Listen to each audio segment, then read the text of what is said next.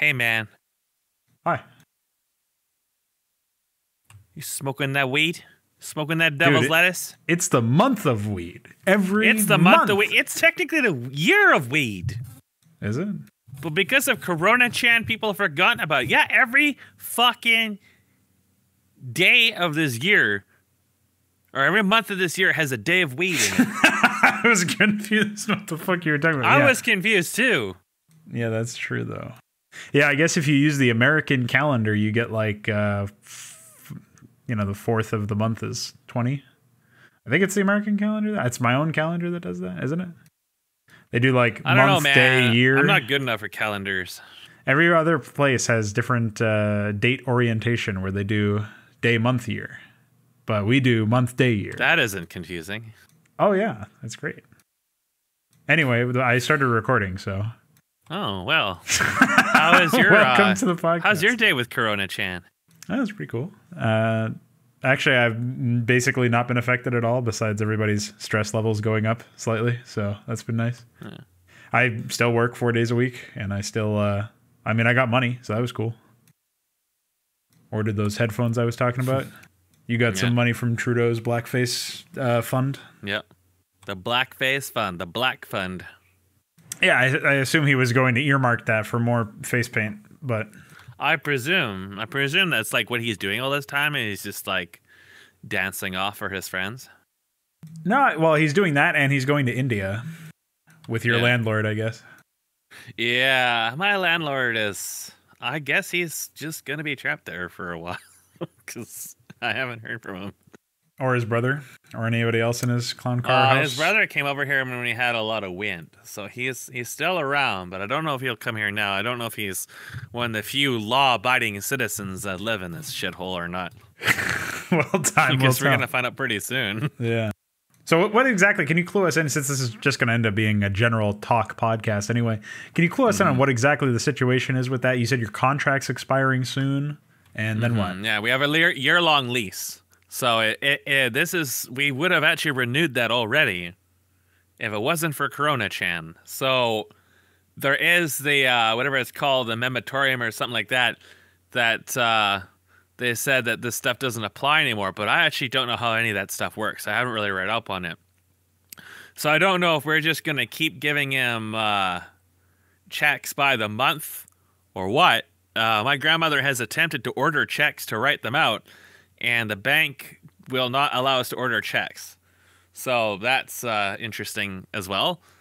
Well, if you write checks out, you instantly get coronavirus. So yeah, I honestly don't know what's going to happen. I've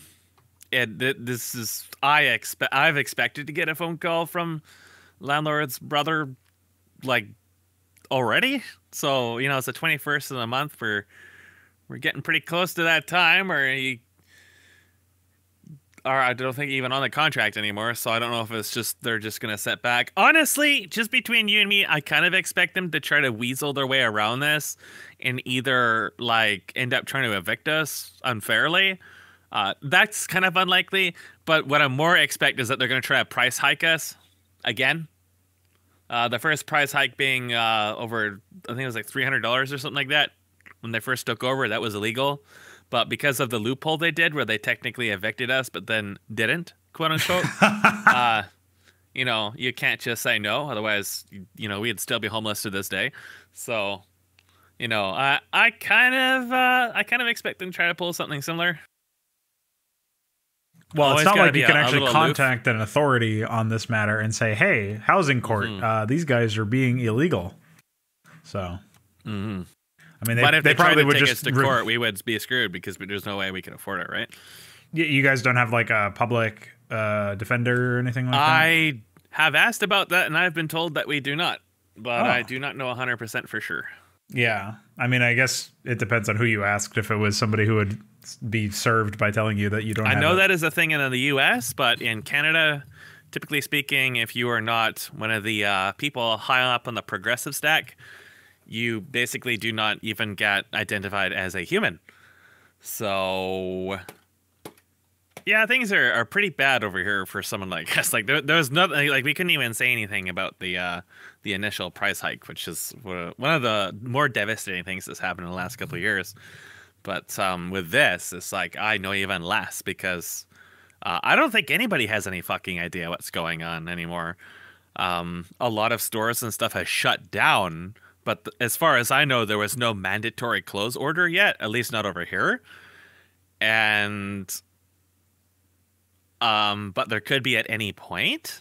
So a lot of them preemptively shut down because the governor was like, "Hey, you should shut down before I force you to." So I don't know why people shut down because it ultimately results in them liquidating a lot of their employees and losing tons of money. So it's I don't know. It's funny how they did that, but then a lot of them are still like taking this as basically an elaborate vacation. So actually, just about a week ago, I woke up to the sound of cars outside my window honking like fucking nuts. There is this procession of East Indians and convertibles and other expensive automobiles driving down this fucking, otherwise, other than the speed racers we regularly get, this is a off the beaten path, like dead end neighborhood.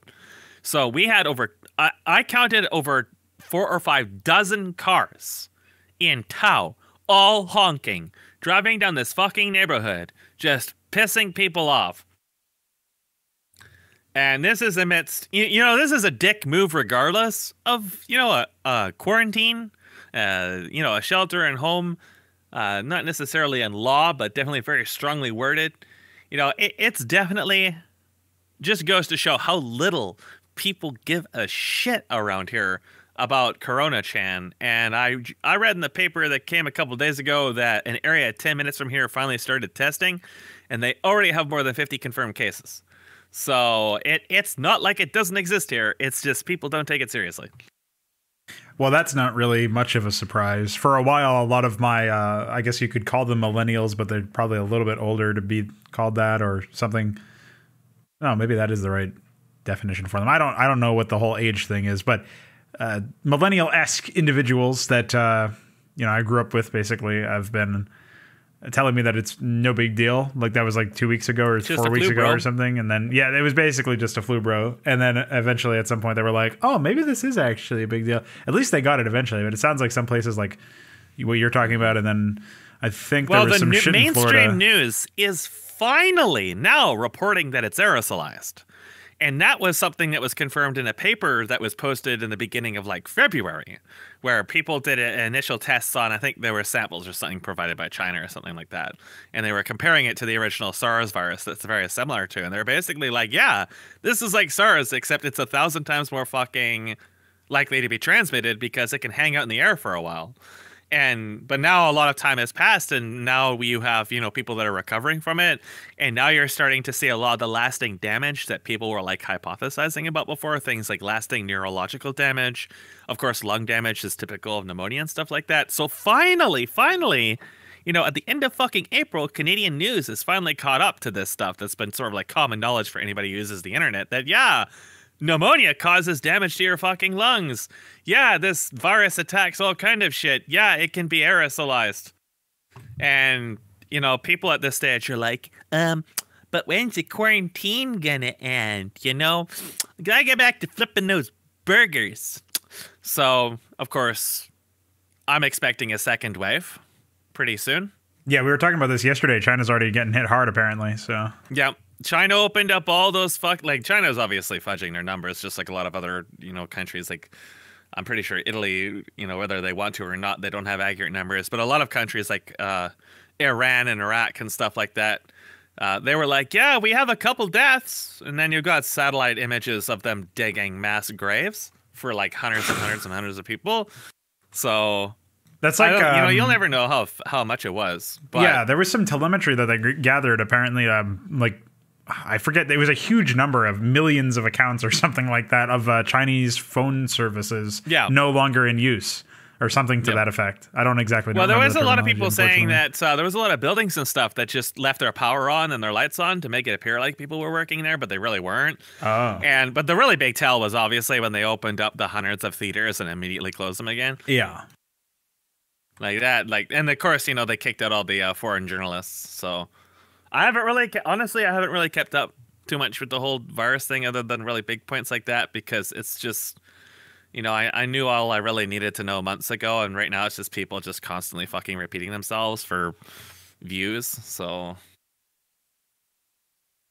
it does affect me day by day. Like tomorrow I have to go out and get the cat's blood pressure done. And what that's going to mean is that I have to be really careful about where I go, what I touch. Anyone I go near, I'll probably get water from Town Square as well. That's a pretty dangerous place. Lots of traffic. And a lot of people here don't take it seriously. Like I said on Discuck, there is more old white people out than I thought even lived in this entire country. Usually it's like one old white person to like 40 East Indians. But the East Indians were the ones that could afford to hoard when all this started. So as far as I know, a lot of them hoarded and have just like kind of like avoided public spaces. But the old white people, it's like zombie hour. It's March of Zombies. It's Day of the Dead. These guys are out in force. It's all the people who are too poor to, start moving out when all the immigration really started taking over and stuff getting really expensive. So they're kind of just stuck here. But they see this as the opportunity to go out and shop in midday all at once. Even though the stores, like the prices have jumped dramatically, a lot of stuff is 3 or 4 times as expensive. The availability of goods is really, really low. But they all go out in force. There are people who try to like store like private security, store-owned private security that sometimes try to police people, but I've watched some that really don't care too much. They kind of just sit there and look authoritative, but really don't enforce the whole, 6-foot separation or whatever it is. And people don't really care about that either. There's a couple people that are all, suited up in their ghetto, like scarves for gas masks. So they're wearing like raincoats and, like stuff over their face and stuff like that. But a lot of people they're all over the age of 60. There's hundreds of them going to the store in the span of like 15 minutes, and these are stores that basically they open an hour early for seniors to go in ahead of time. But they don't go there an hour early. Like I've heard that when it first started, it was just madness, but now it's like, it seems like they just don't care. They just go in the midday. And if one of these people catches this, a lot of people are going to die. And it's close. It's close. There are cases within 10 minutes. There's definitely asymptomatics in this town, and people just don't pay any fucking heed. Yeah, it seems like a huge percentage of people are probably already had it or just have like not been symptomatic, like you were saying. And so the idea of, the numbers are always going to be out of whack as a result of that. But that still doesn't mean that you just fuck off and throw caution to the wind like what you're describing. At least here, it's almost entirely uncommon. It's very rare to see anybody who doesn't have a mask on. Like I took a walk earlier today and there weren't that many people on the street, but everybody that I saw was wearing some sort of face covering, even if it wasn't like an actual official product. Like mine, I think it's like 1 out of 30 here. Wow. Like tops. Yeah, it's been pretty good over here by comparison. So I'm counting my blessings in that respect. Yeah. To change topic a little bit, has there been any progress on anything? I know I saw you were posting some maps in the Discord server, but has there been any other things that you've been working on? Or if you want to talk about those maps, even that's fine too. Things have been just too much of a mess because now like the yard work is starting up because summer is beginning. Right. And a lot of other stuff is just taking a lot of time. Well, this doing mostly Unreal Forest stuff just right now. I was working a little bit on video editing earlier in the year, but I haven't really gotten back to that. Yeah, I saw something about the Sonic series getting back into production. I don't know if that's still the case. I did work a little bit on that.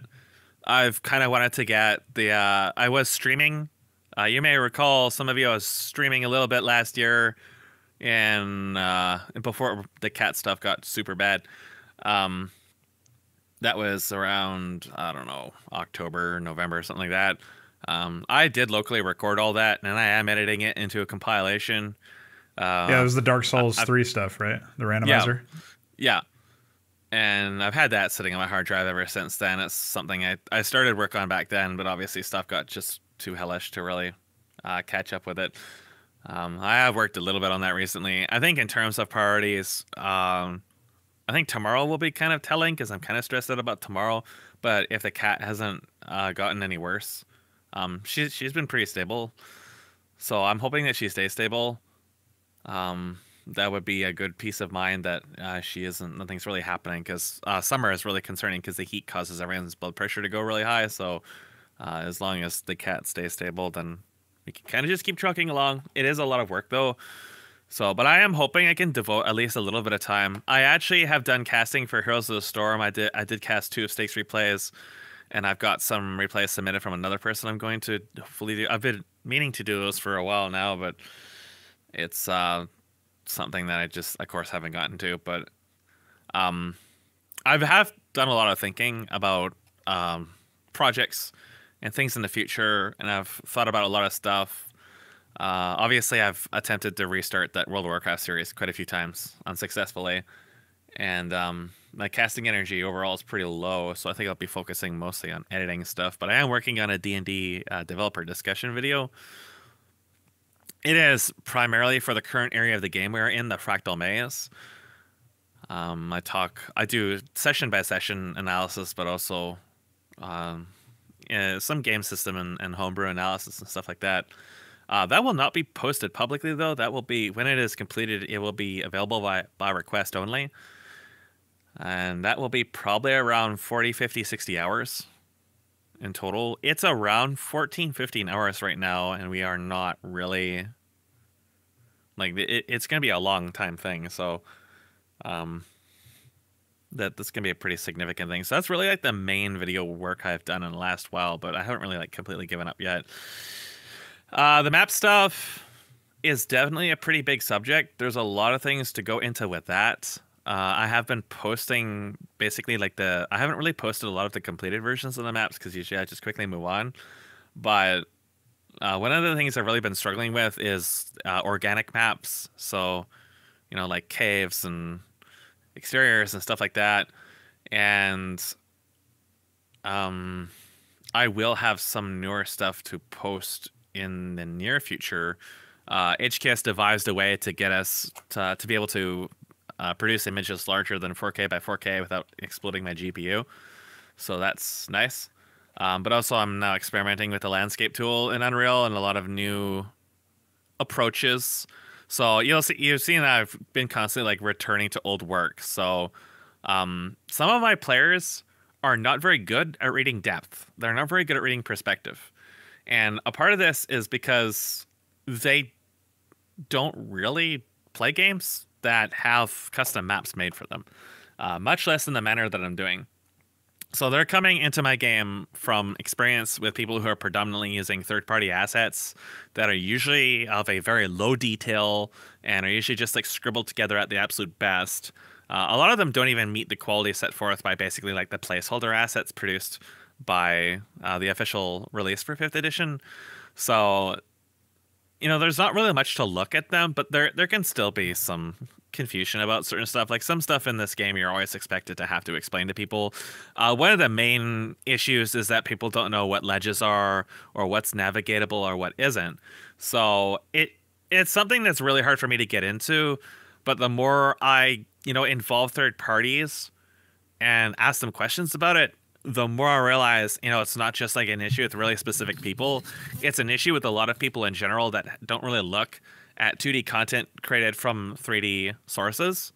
So, like say HKS, for example, he can make out most of the maps because he's worked with Unreal for quite a while and he knows what the 3D light casting and stuff looks like, so he can extrapolate a lot of the information from it. A lot of strategies I employed to try to alleviate these issues, like having lights and shadows try to portray depth, have actually been unsuccessful. So it's really, really long-winded to get into, but I do address it in that developer video series actually several times because it's such a long-winded thing. I basically have to do a lot of shortcuts and faking, and I'm using less dominant lights. I'm using more fill lights to create flat shadows. I have to use flat surface. Basically, I have to remove a lot of shadowing because a lot of shadowing is actually confusing the fuck out of people. And but a lot of my players are not really that vocal about this kind of stuff. So this was something that I did encounter earlier in the game when I talked to people about it, but they didn't really ever mention it again until I brought it up again and started specifically asking people.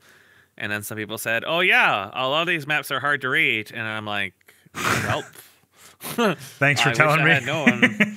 Yeah, so I basically go back, and I had a lot of maps I haven't discovered yet that I may or may not have posted on that server because I usually tend to post only like one of like 4 or 5 maps, but a lot of those I just scrapped right off the bat. I didn't even go back to them. I just said, yeah, we will just use something third party instead for now until I figured it out. So we will see a return to that in the near future where I will post something built with landscape, which is my first time working with landscape. So landscape is basically height-map slash BSB terrain. It's either use landscape or hand model the terrain from scratch. Before I was using static meshes of relatively flat rocks and stuff like that, and then applying materials to those and going with that. But they weren't flat enough, and with the dynamic, or not dynamic, but the dominant light, you would get these color gradients. And I think what would happen is you'd actually encounter a lot of optical illusions. And the optical illusions would make people think that something is a ledge when it really wasn't, because they weren't really accustomed to looking at that kind of lighting. There's like a lot of reasons for this. One of the reasons is that players aren't accustomed to looking at stuff with realistic lighting. The other reason is they're more accustomed to looking at, again, third-party maps that don't have lighting. They typically just use ambient occlusion or drop shadows instead of like any kind of light casting. If they have any shadows, it's all fake. It's usually just a drop shadow and that's it. Which leads us to its own consistency issues. I've had to rule many times in my game as well, but it's, a little bit less of an issue when you have to rule about a ledge than, if a pathway looks walkable or not to certain players. Because this is something that's like unthinkable to me, because in my head, when I create something, and this is honestly a problem with a lot of stuff you might encounter when you're making any kind of game system, is when you are developing or recording something or something like that, you get kind of colored by your experience in building it, where you end up making like a lot of subconscious connections of how something should be experienced or is experienced just by nature of having some kind of experience with it already. And that can be really hard to distance yourself from. So I talked to an unrelated third party very recently about some of these maps, and he gave completely different feedback. But it was still completely wrong. Completely different things confused him in completely different ways, and it was really baffling. Honestly, it was really like to even to right now, I still don't understand why people have issues with this stuff, because I've been working with this stuff a lot. Like I look at this for at least like 2 or 3 hours every like 2 or 3 days, oftentimes multiple days a week. I'm working on this stuff, either polishing or preparing new content or reviewing old content or stuff like that. So it's at this stage, it's actually impossible for me to have issues with these maps, no matter really how sloppy they are. But I actually end up putting in like dozens of hours into certain maps trying to fix read issues with them. And then I discover that, people have weird problems I never even thought about. So I thought about stuff like those isometric renders, but I proposed a few isometric maps to people, and then they thought like roofs were floors and floors were roofs. Like they had a whole different set of read issues with the maps. And I was like, okay, this is not going to work. This is not okay. This is epic. It's like, okay, this is unepic. Because now I had basically like no possible resolution to a lot of issues. So I have to do more dramatic stuff. So at this stage, you're going to probably see some pretty major changes to those way those maps are being done. At least the organic maps. Some of the feedback was surprising. Like a lot of the dark maps weren't an issue. A lot of the mechanical or architectural maps were all fine. I think it's just because of the hard transitions make stuff more obvious. And the organic maps, I don't know. I think like half of it is people being colored by previous experiences and not looking at stuff really literally because they don't realize it's like physically accurate lighting. Like the shadow is casting because there's a ledge here. There's a lot of cases like that where I break it down in the video over the course of like an hour about why it's so fucking confusing for me. But the net result is I still have to change a lot of stuff because, if the players have problems, I have to figure out why. So there's a lot of like internal struggle about that right now. So not as much content being produced, but I can produce 8K maps now. I am messing around with landscape, so we'll see how that goes. That's pretty cool because, I mean, it's obviously not to the same degree of reinvention as what you're talking about, but I've had a similar experience where things that I thought were fine from working on these maps for a long time for Brood War turned out to be like more problematic than I ever thought, related to like distances from mains to expansions and like terrain direction for certain areas. So yeah, it's kind of funny that we're basically going through similar sort of revisions to our process for making maps, and obviously for their different contexts entirely, but at the same time, more or less.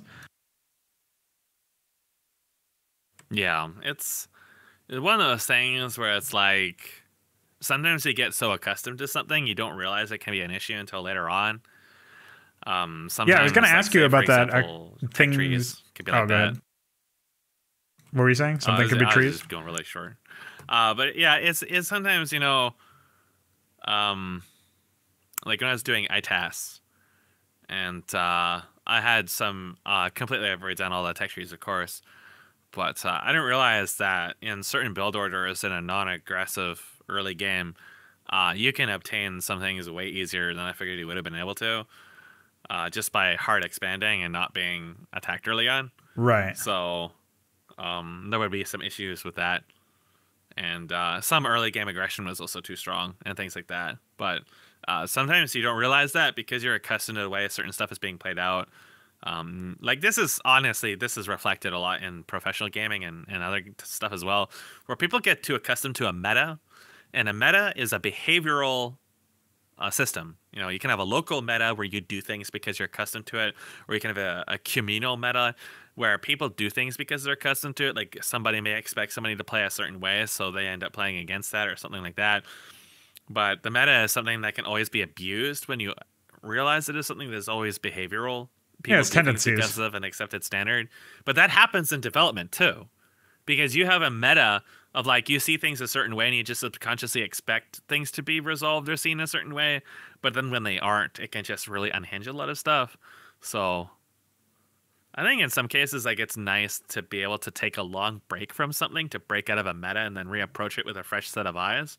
But when you're working on something, you know, every single day or every week because you have to, because you're on a time constraint, it's actually kind of hard to do that.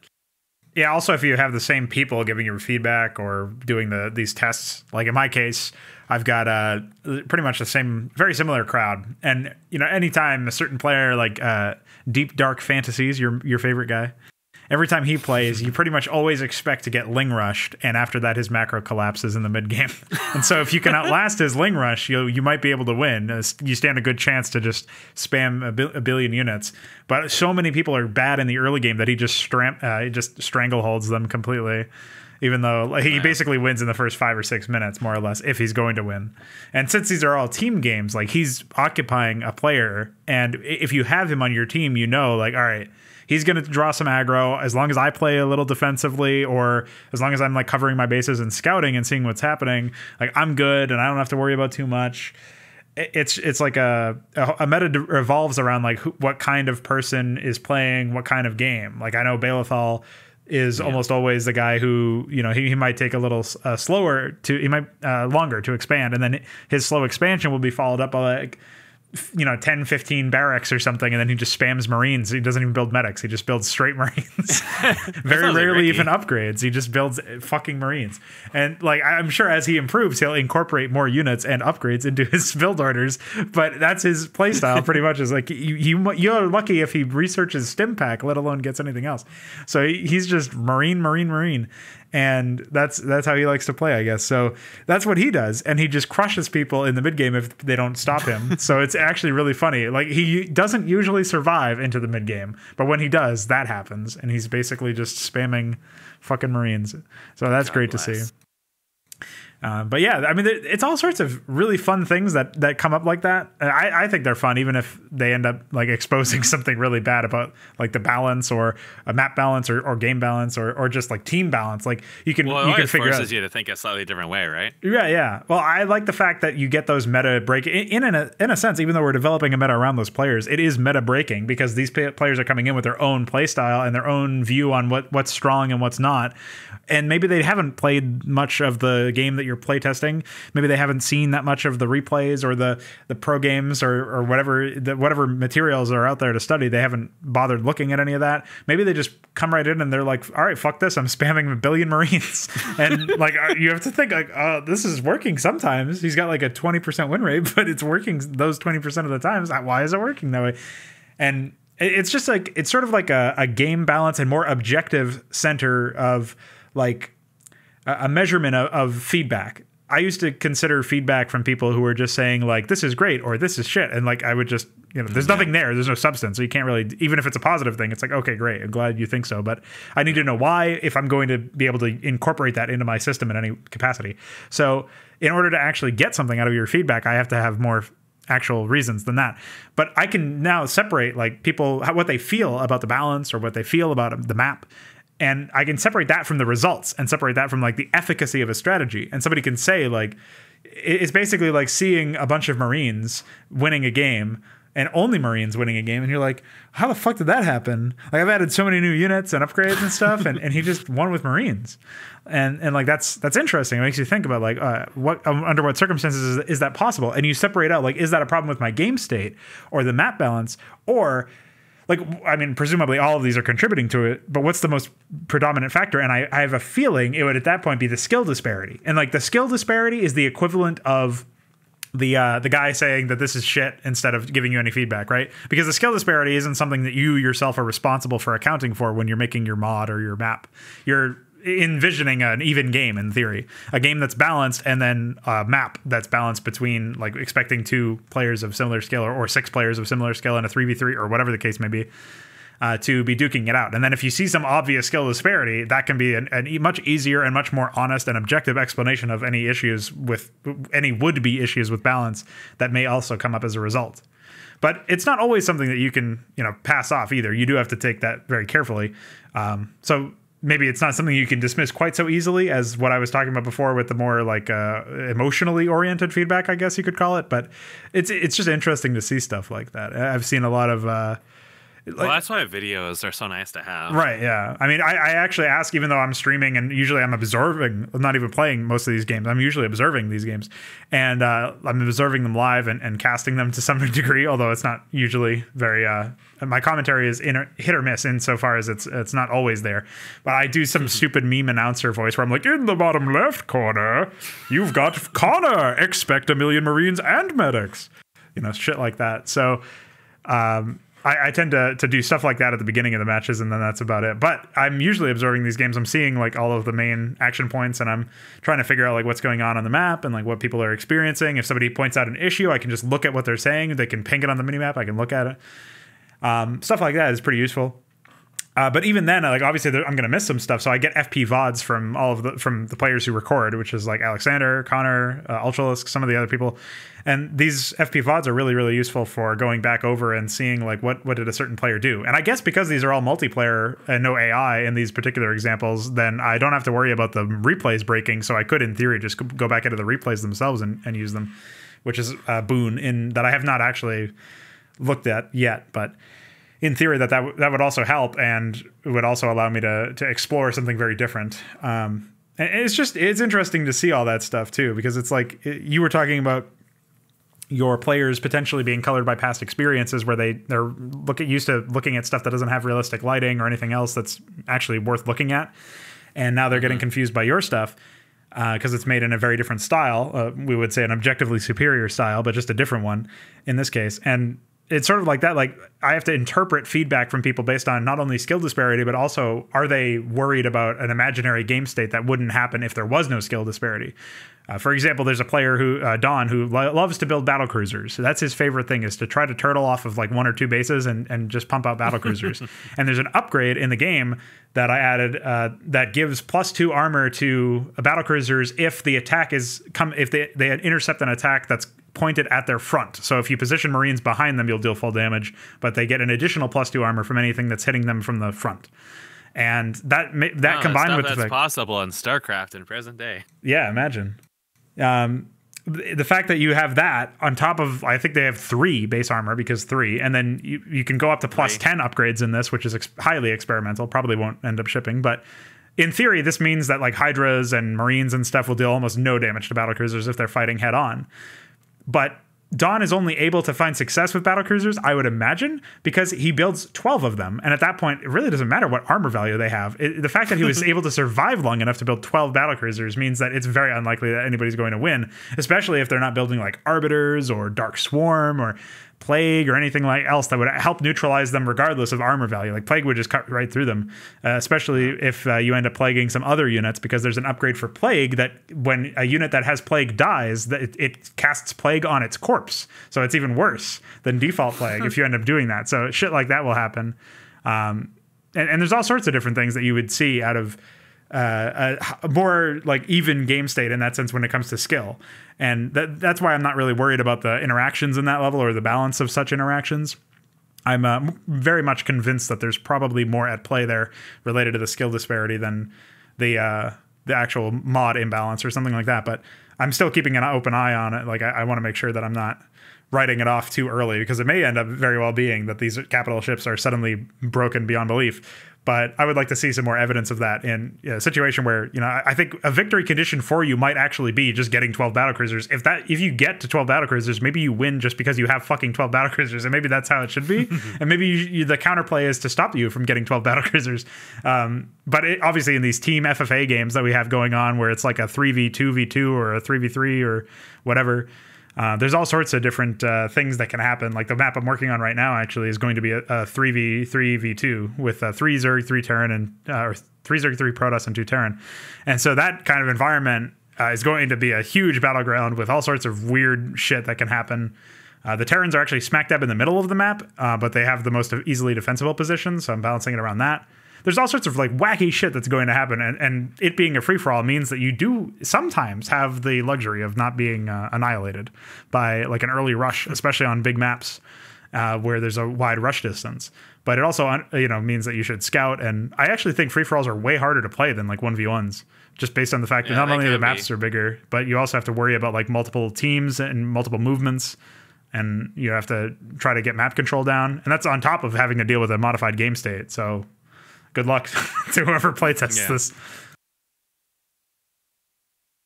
Yeah, it'll be difficult to ever achieve something regarding balance, but as long as it's like, relatively balanced. Yeah, I haven't seen any situation where it's like there was no counterplay to a situation, even if it feels shitty when you win or when you lose to 12 battlecruisers or something that take no damage. It's like, well, the counterplay was clearly to stop him from getting that, and if you lose to getting run over by Marines, the counterplay is to build something that deals well with Marines. And even then, like when I say about the battlecruisers, there's things that you could use that you should use against battlecruisers, like I said, Dark Swarm and Plague and Arbiters and other such things that would help you and that people generally don't use, right? So there's situations where the skill disparity is more of the disbalancing aspect or the unbalancing aspect than the actual game balance, I think. But, time will tell as we continue. I've actually been really loving the fact that I've been able to test all of these maps before the AI is ready, because we're going through another revision of the AI where we're waiting for some new commands and new functionality so that we can continue developing it in a positive direction. And until then, we're basically stuck. I've just been working on terrain, basically, like actual map design and stuff. And the fact that we've had so much opportunity to mess around with these maps with full houses of human players has resulted in me considering, what actually does the terrain direction look like for the AI player that's supposed to be in this position. Because now I've always tried to think of AI as actual players, maybe not always, obviously, but not back in like recently. I've been trying to think of that in that way and conceptualize it that way. It's something that I think should be conceptualized in that way, because you should be conceptualizing AI as even keeled with your players in the sense of like what they can do or what they should be expected to do. They should have personalities and play styles and all that. And one thing that I've definitely leveled up in the last week or so is realizing, what I can actually do. Basically imagining a human player playing from the perspective of where the AI is and what tools do they have at their disposal. And that helps me shape like, all right, is this expansion too far, or is this expansion too easy to defend, or all these other map balance elements that are super important in level design, but tend to not actually get discussed by most people that I've found. Not that there's really been that many people who've discussed RTS level design anyway, but yeah. Like a basic idea that I think I keep coming back to is it's hard to illustrate just through vocalizing it, but there's the idea of having like one or two ramps into a certain area of the map, and or one or two passageways. It could be level ground. The idea that two ramps could be right next to each other, or two passageways into an area could be right next to each other. You know, I don't usually have much of an issue with that idea, but there should be a disparity between what you get from taking pathway A into area B and pathway B into area B. You know what I mean? Like there should be a reason to take one over the other, and it can't. I think it's more interesting if it's more than just where my army is at a given time. Like, this is closer, so I'll take that one. Like that's like the most brain dead obvious one that you would take. So in that case, the decision making isn't interesting or skill based. It doesn't provide you with a different result based on what you're actually going into. So lately, I've started putting like basically these like small bits of terrain that are unpathable and also block vision. Sometimes they're just unpathable doodads, but often they're cliffs that block vision as well. And they can't be landed on, but if you end up entering through ground, like your army basically gets split in a way.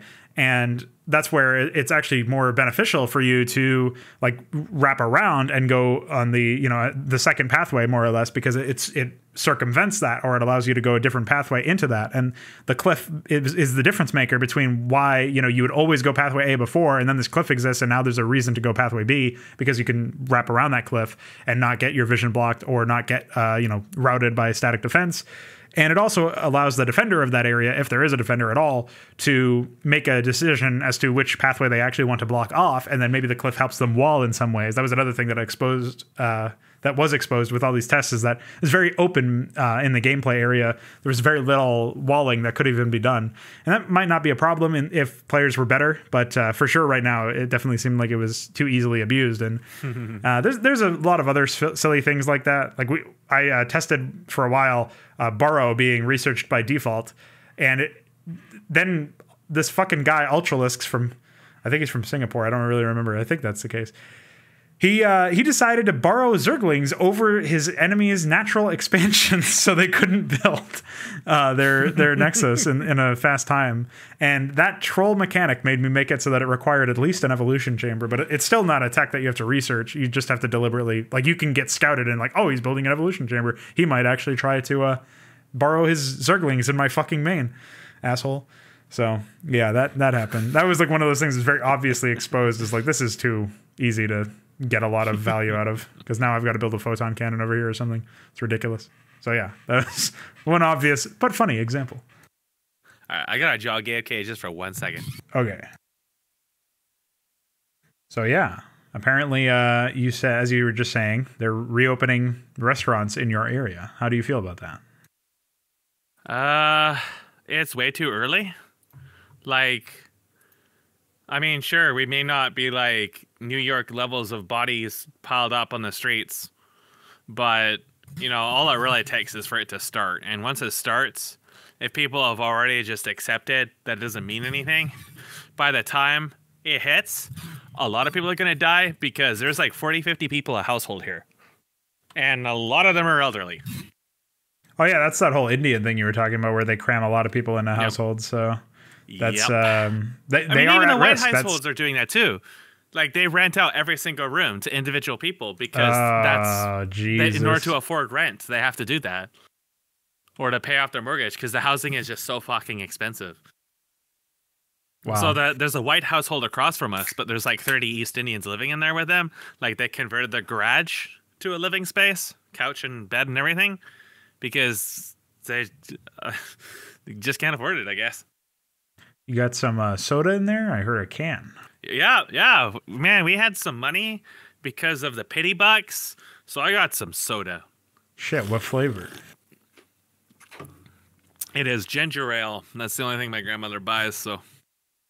Well... You know what? I'll take it, because our tap water is undrinkable, and sometimes I get tired of drinking other water, so... Oh yeah, I can't believe you guys don't have fucking tap water that's drinkable. Holy moly. It's so gross. Like, you have to, like, to make coffee, it basically has to be boiled. Like, I don't trust it otherwise, because I've drank the tap water before and it's made me really sick every single time. So, I mean, it's like, unless you leave it running for like a good 10 minutes, it's this gross, creamy white. And yeah, it smells really strongly of chlorine. Like, it's supposed to be aquifer water, but holy shit, it is just gross as hell. There's so much shit in that. Turn the friggin' frogs gay. The frogs turn the water gay in this case. Yeah, that's true. It's like a chicken and the egg. It's a frog in the gay, or frog in the water. Yep. Apparently we had some demi-frog go on a shooting rampage north of us, Nova Scotia. I think he said that he had came from Quebec or learned in Quebec or something like that. He was a denturist, not quite a dentist, a denturist. Did dentures, wanted to be a police officer. So instead he shot up a police officer and a whole bunch of other people that supposedly had some kind of connection to him in the past. One of those closet serial killer psychopaths that's just a nice guy, but secretly, you know, refurbishing cars so they look like police vehicles. And, you know, I don't know what he shot people with. I don't know how he even found a gun in this country. Yeah, they gave him away. I guess already. we'll just have to ban guns even harder. Love that. I feel like the whole gun rights argument or whatever is like everything is just so totally shitty. He illegally acquired guns. We must make it illegal to acquire guns. It's all just limp-dicked though. Like on the arguments on pretty much all sides for I guess every issue, but especially gun control is like so dumb. It's like people want to discredit everything on their opposition. I am a firm believer that every single household should own a firearm, but on one hand, like that's what I believe, but on the other hand, at the current state of Canada, I'm really not sure I would trust white people with a firearm because I don't think they ever know how to use it. Yeah, or the few ones that do would do what you were just talking about. So yeah. what the fuck? Like, but I mean, they're gonna do it anyways, right? Like, you're talking about a place that has a population of like 100 to 200 people, where like police officers, the distance between individual police officers is measured in kilometers. Sure, you may not see someone go on a fucking massacre that often, but like, shouldn't people have the right to defend themselves? Oh yeah, they should have the right. That's for sure. I would never argue against that. It's insane. But like, no, yeah, but like Canada's government doesn't agree with that, right? And a lot of like retards don't agree with that. Well, like I would at least own like, I mean, if I had money, I would buy like a fucking crossbow. Like, it may not have the stopping power of like a 45 or something, but shit's dangerous here. And now they're talking about food shortages getting worse and worse and worse. And that's scary because crime is already like we live in the crime capital of the country. I am not fucking safe. I don't feel safe. You know, we got gang problems around here. I don't know too much about the gangs themselves other than that people end up dead all the time. A body was dumped like 5 minutes away from our house. I've heard people get shot around here. Like it's fucking lunacy. I don't feel safe. And I would absolutely, like, if I had money to spare, I would fucking buy a crossbow. And I would keep that shit in arm's reach at every hour of the day. Because with the houses, like, these windows are all single pane. They're all ground level. Someone wants to break in, they're getting in. You are not stopping them. Yeah, I imagine the state of the criminals you would find there are also like, especially with the food shortages, you'd get desperate people, and that's where things get super dangerous. Yeah. So. People who otherwise might not do the stupid shit that they're doing. But there's already, like, I mean, the last place we lived, less than 10 minutes away. More like 5 minutes away. There was a break and entry, a home invasion. And then the house right next to it burned down. It was a grow up. And their heat lamp set on fire and burned. There was SWAT vans and everything out there. I mean, that's the first time I've ever seen law enforcement, except for the one time a black guy got held up on my lawn. I've never seen a black guy around here before, and I've never seen cops around here before. So I honestly thought it was somebody shooting for an independent film or something, because I'd never fucking seen these kinds of people before. And but lo and behold, there was actually law enforcement holding up a black guy and his white girlfriend, and, you know, stereotypical puffy jacket and everything. I was just like, who the hell are these people, and where did they come from? And why is there police here? That's really strange. You know, the police haven't come here to stop people from street racing in this dead-end fucking place where kids are playing all day in the past 7 years. how did police show up here to hold up the one person of color that shows up here in that 7 years too? Like, it really makes so you think. Bizarre. It was so weird. But I mean, like I said, there's just not much law enforcement at all. Like, people are not, respecting the quarantine and stuff like that. If there is actually going to be a food shortage, shit could get crazy. And now you hear about, in the north of the country, some other guy goes off the hook for whatever reason and starts shooting up people. And the first thing I can think of is like, why didn't people have the ability to defend themselves? Especially since you shouldn't be forced to try to stop him got killed, right? True.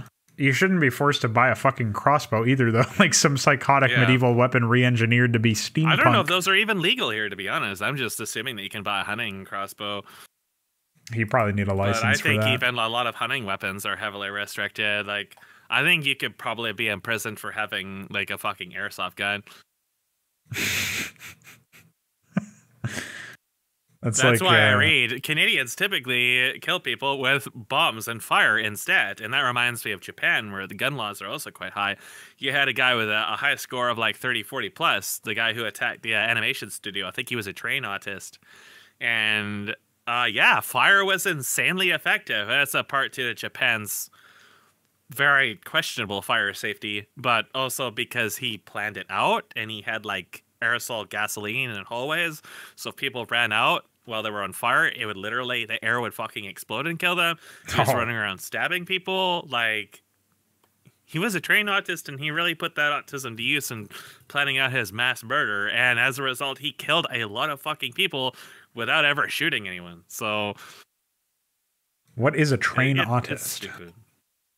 So I don't know too much about trained autists, but the subject did come up in regards to this guy. There are people who are very, very, very violently religious about trains, in the sense that there was an example, but it's just so hard to remember. You would read about them sometimes, like 4chan and stuff like that. I think it's a little bit more common in Japan because there is more railways there. But there are people like this as an example that I'm not actually sure if this is really what happened. I never really did the follow up on this. But supposedly this guy was a trained autist who would go absolutely berserk about railways being shut. Was it railways being shut down or something like that?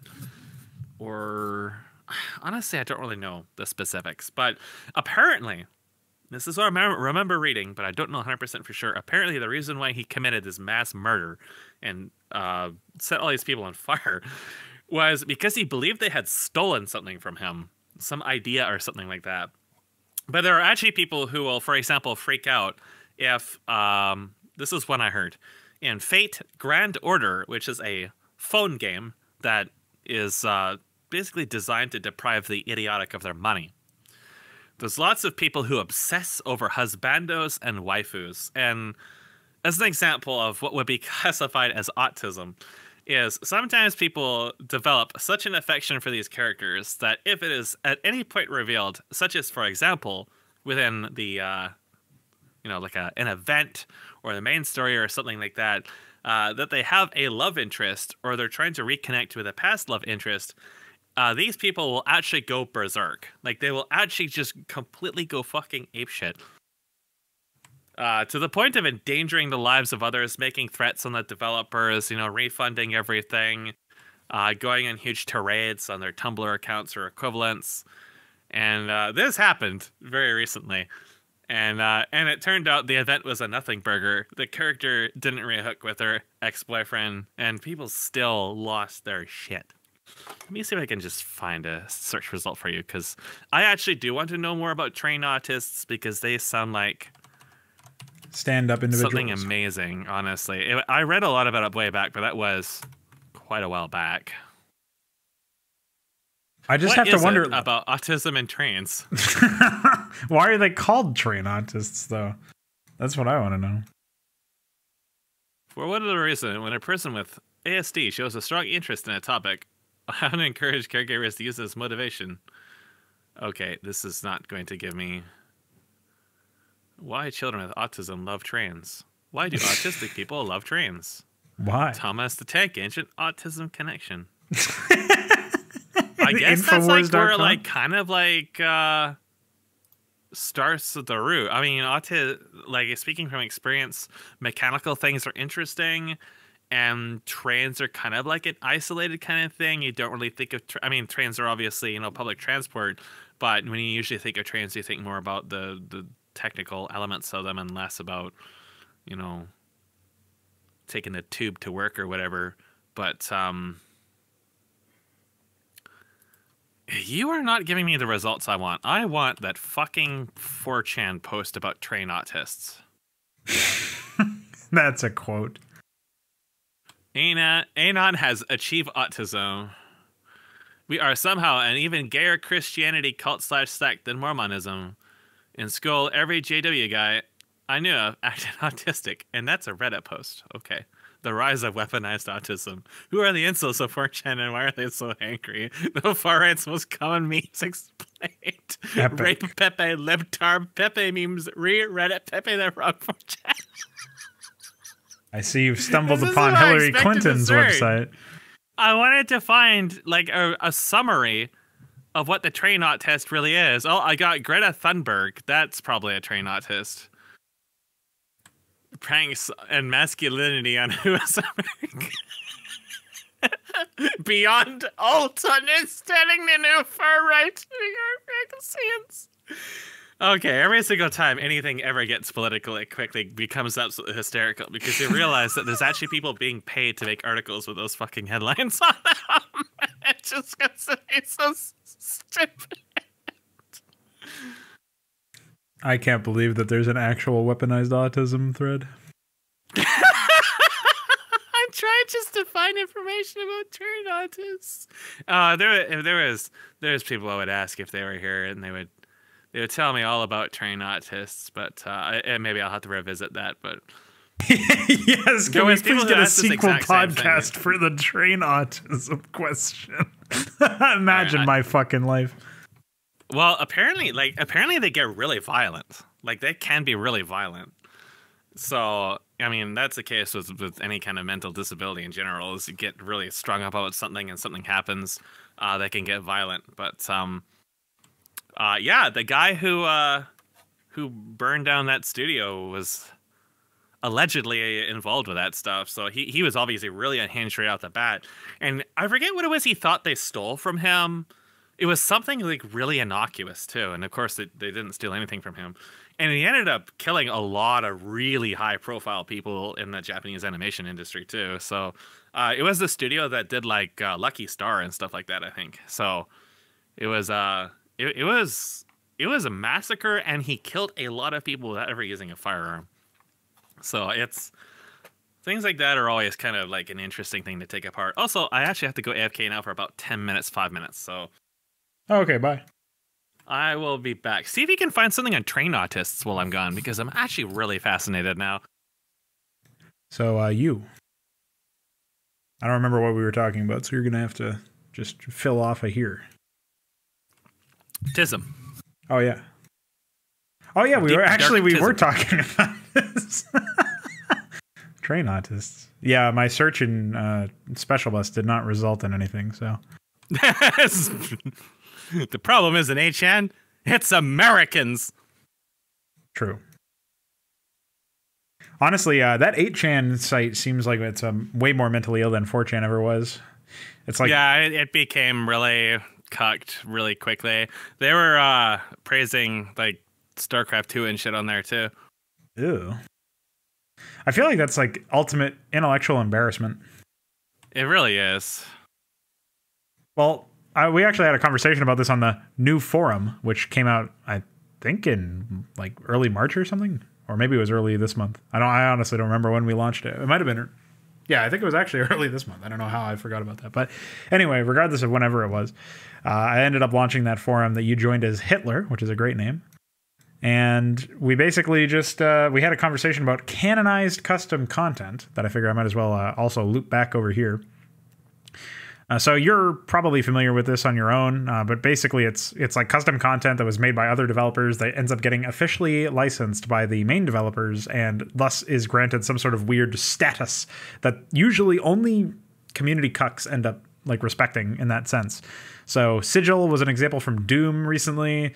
That's actually distributed by Bethesda in some cases, even though it obviously came out like 2 years ago or something. So it's very, very recent.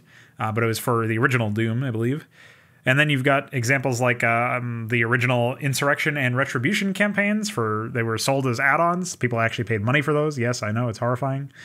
And on top of that, really, if you want to get technical, I would say all of Warcraft 2's expansion, Beyond the Dark Portal, and all of Brood War's expansion, Brood War, were technically licensed add-ons in that sense because they were made by completely different developers. So I don't know how much experience you have with this sort of phenomenon, but also it looks like you just fucking left. Bye. God fucking damn it. Shit. Ass. Piss. I think it's actually a ripcord bug. Unless it was everything else on your net too. No, well, it was probably ripcord, but I've had issues with my internet too. Oh, okay. So you got the Canadian double whammy. Yeah. Anyway, I was just talking about, I don't know how much of that you got, but hopefully you get the gist of what I was saying. You're going to ask me something. Yeah, it was about officialized custom content, basically, like why you have I feel like it's very similar to just praising StarCraft 2 or Warcraft 3 or whatever, because it's just intellectual laziness, you know what I mean? It's like they don't bother to consider what their actual points are. But I wanted to exhaust more potential opportunities for like why people would believe stuff like that than them just not giving a shit about their opinions or not putting enough thought into it. Because I feel like if you are already starting at that assumption, or at least you're like arguing with that assumption as like your baseline or something like that, it's just too flimsy a premise to dismiss everybody else's argument with, I feel like. I mean, if you actually care about trying to change people's minds, which obviously is not really easy to do on the internet, as we all know. But I don't know if you have any thoughts on that, like anything that's been officialized in the games that you've messed around with that seems to carry the same sort of aura of being like respected despite all of the fucking flaws that it has.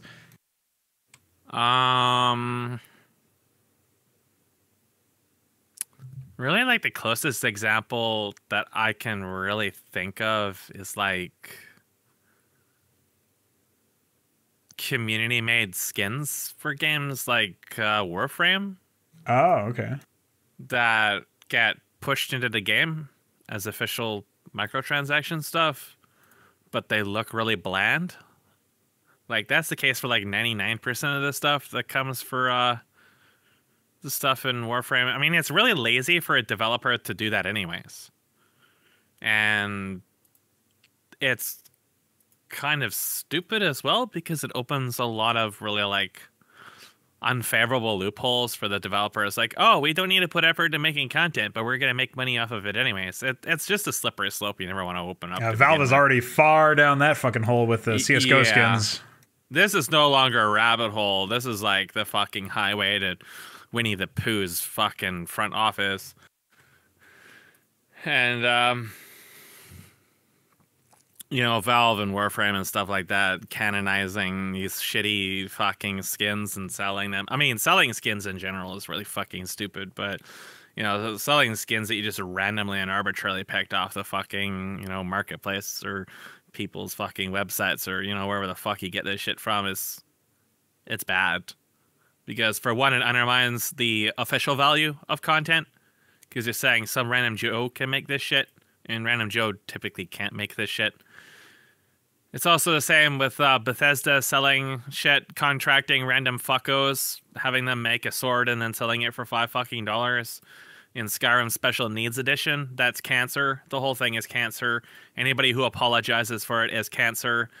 These people don't belong in the games industry. They don't belong in custom content communities. They just don't belong. They shouldn't be here.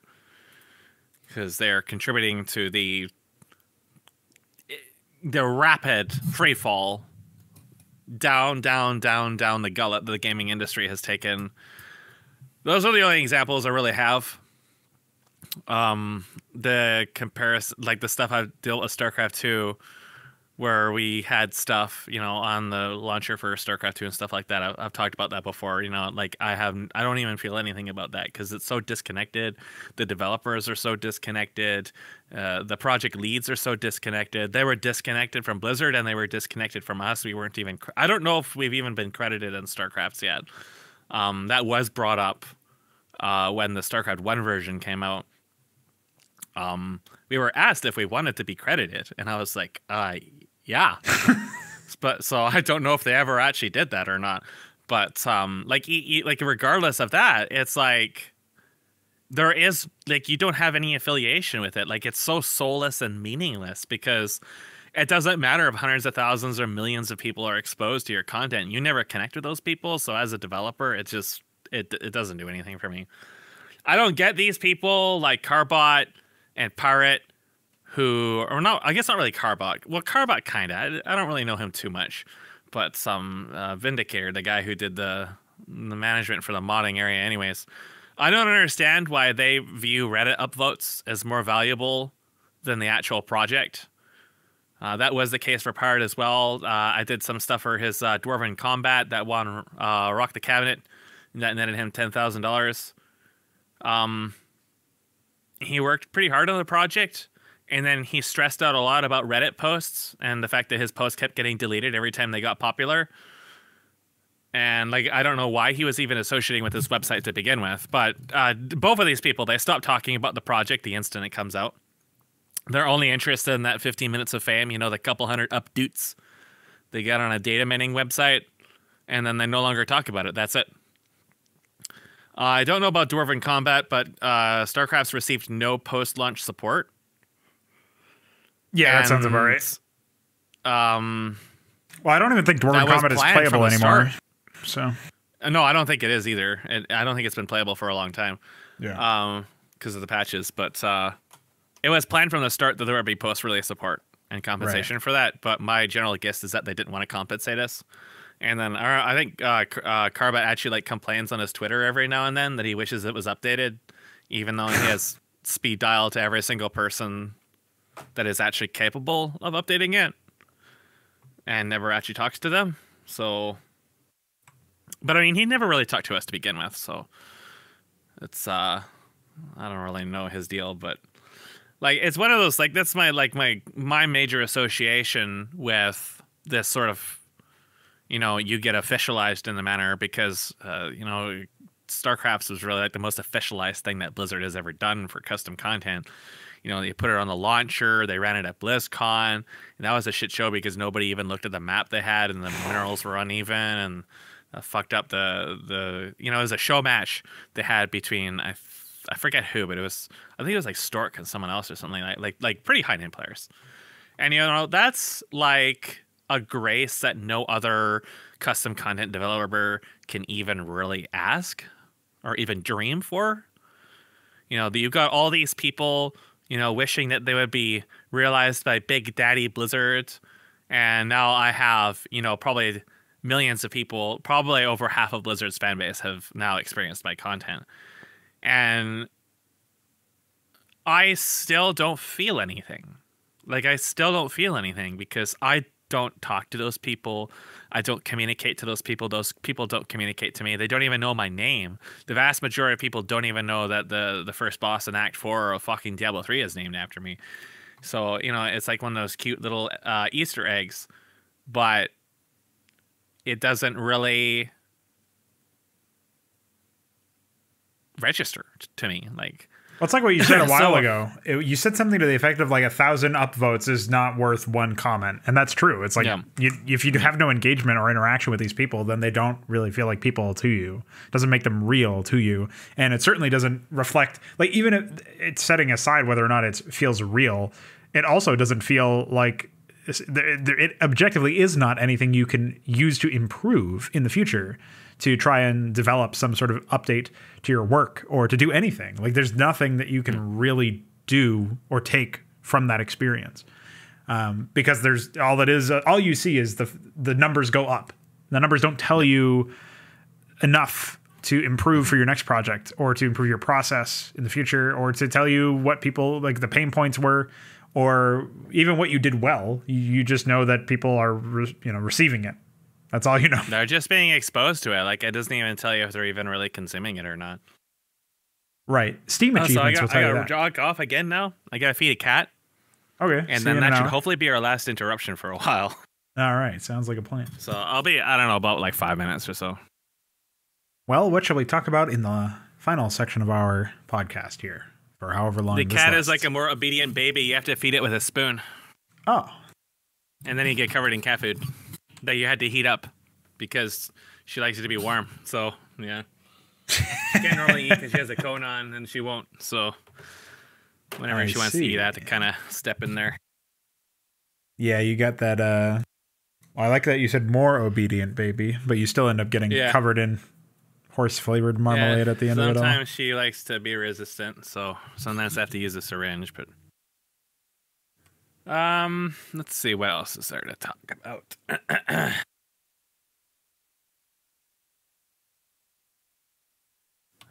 Let's see. Hey guys, does anyone know what a trained autist is? Asking for a friend.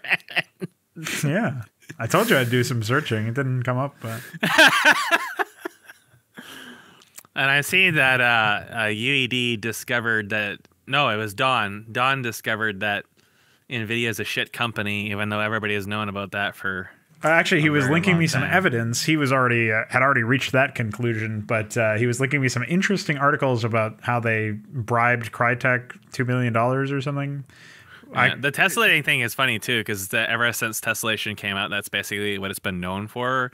Is NVIDIA tessellating flat surfaces pointlessly and saying that their thing performs better. Yeah. You have one of the more recent cases is tessellating hair, so you have like 11, 12 polygons per pixel. You know, complete waste. Holy shit. The wood screw card is also one of my favorites. I regularly do tell people that NVIDIA's products light on fire just because of that. So. They do. I mean, remember when StarCraft 2 came out and the uncapped flash assets in Battle.net caused people's NVIDIA cards to literally fail because their cooling can't actually handle being run on load? And the uncapped FPS would put their cards on high load and then they would just fail. I did not remember that, actually, because I never heard about that. But that sounds exactly like what I'm talking about. I heard about that quite a bit. I'm not sure if that was ever actually fixed. Well, I don't think Battle.net ever improved in performance. If anything, it degraded. So if it was fixed, it would have to be NVIDIA. Adding computer players to your team causes the whole thing to just freeze. Well, no, what I mean is that it never improved from that, and the game definitely is slower now. At the very least, loading is slower. But that's just because they have all those loading dependencies. is bad because they got to stream assets even though you've downloaded the game. Well, not only that, but you also have to deal with the fact that they have like just an asinine amount of new dependency files, or like the dependencies for each campaign or whatever. Disproportionately. And Cask is so much slower than MPQ. It's ridiculous.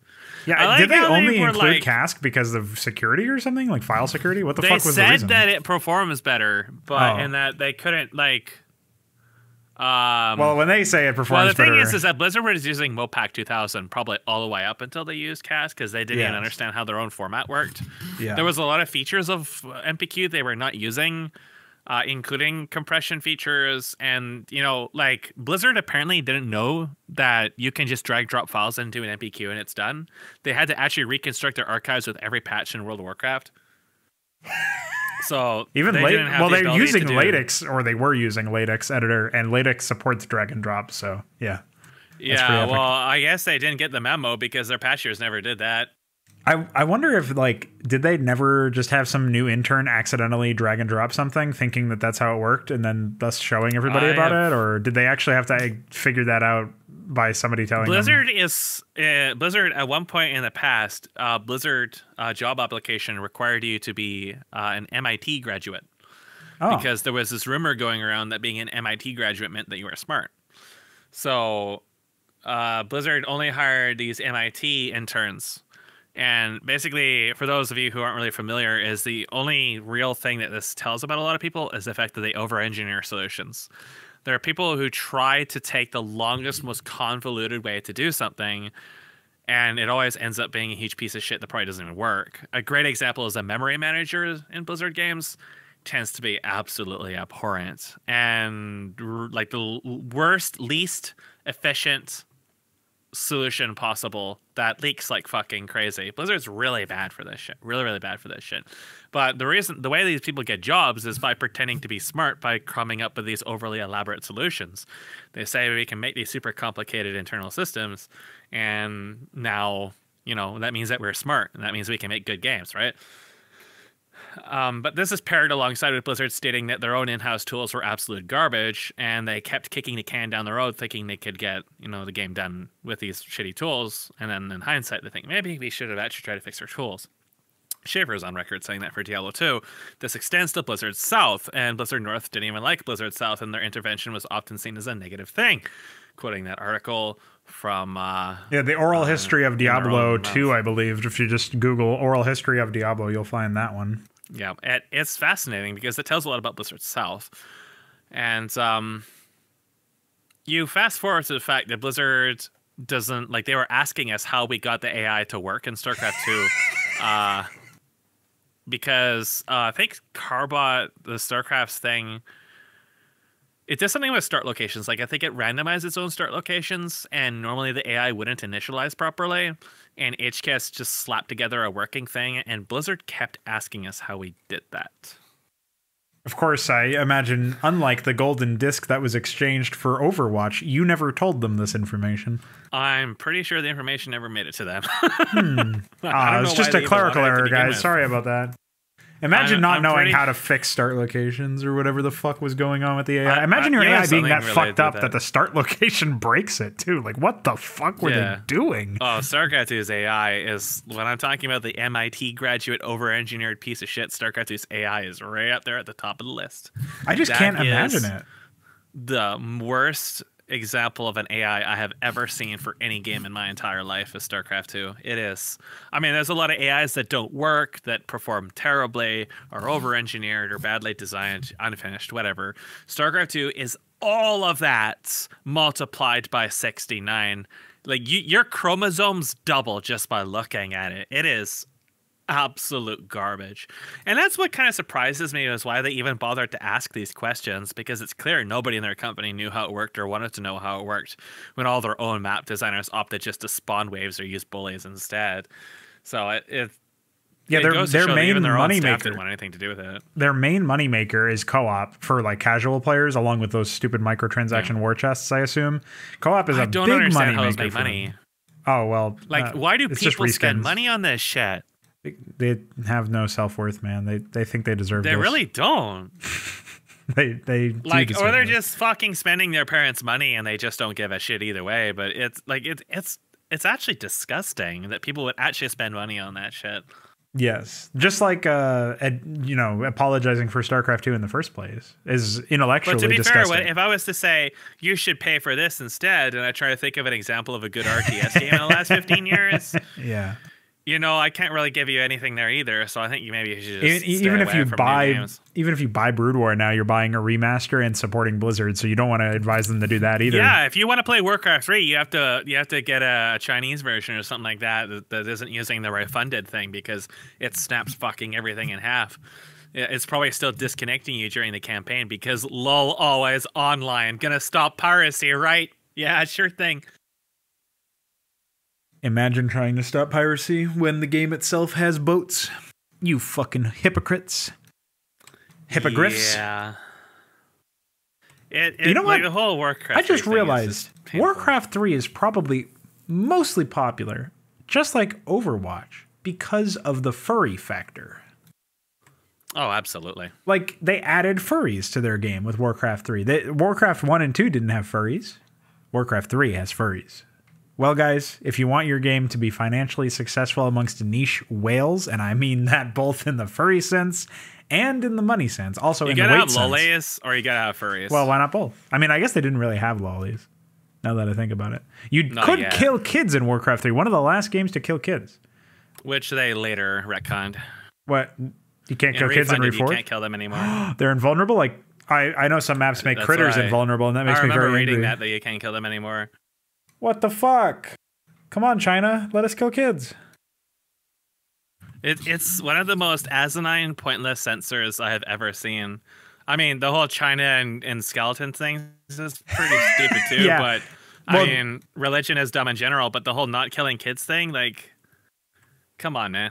Kids are invincible, dude. The light protects them. Arthas holy lights them every time they would ever die, so the game just automatically... I like how in World of Warcraft it's particularly annoying because the kids will keep summoning guards on top of you. Oh, they actually not only can you not kill them, they're also really annoying if you're a hostile faction. I just don't understand. Why would you make kids invulnerable, man? Like, you can kill dogs and kids in Warcraft 3. That's like its only redeeming qualities. Yeah, but I don't know.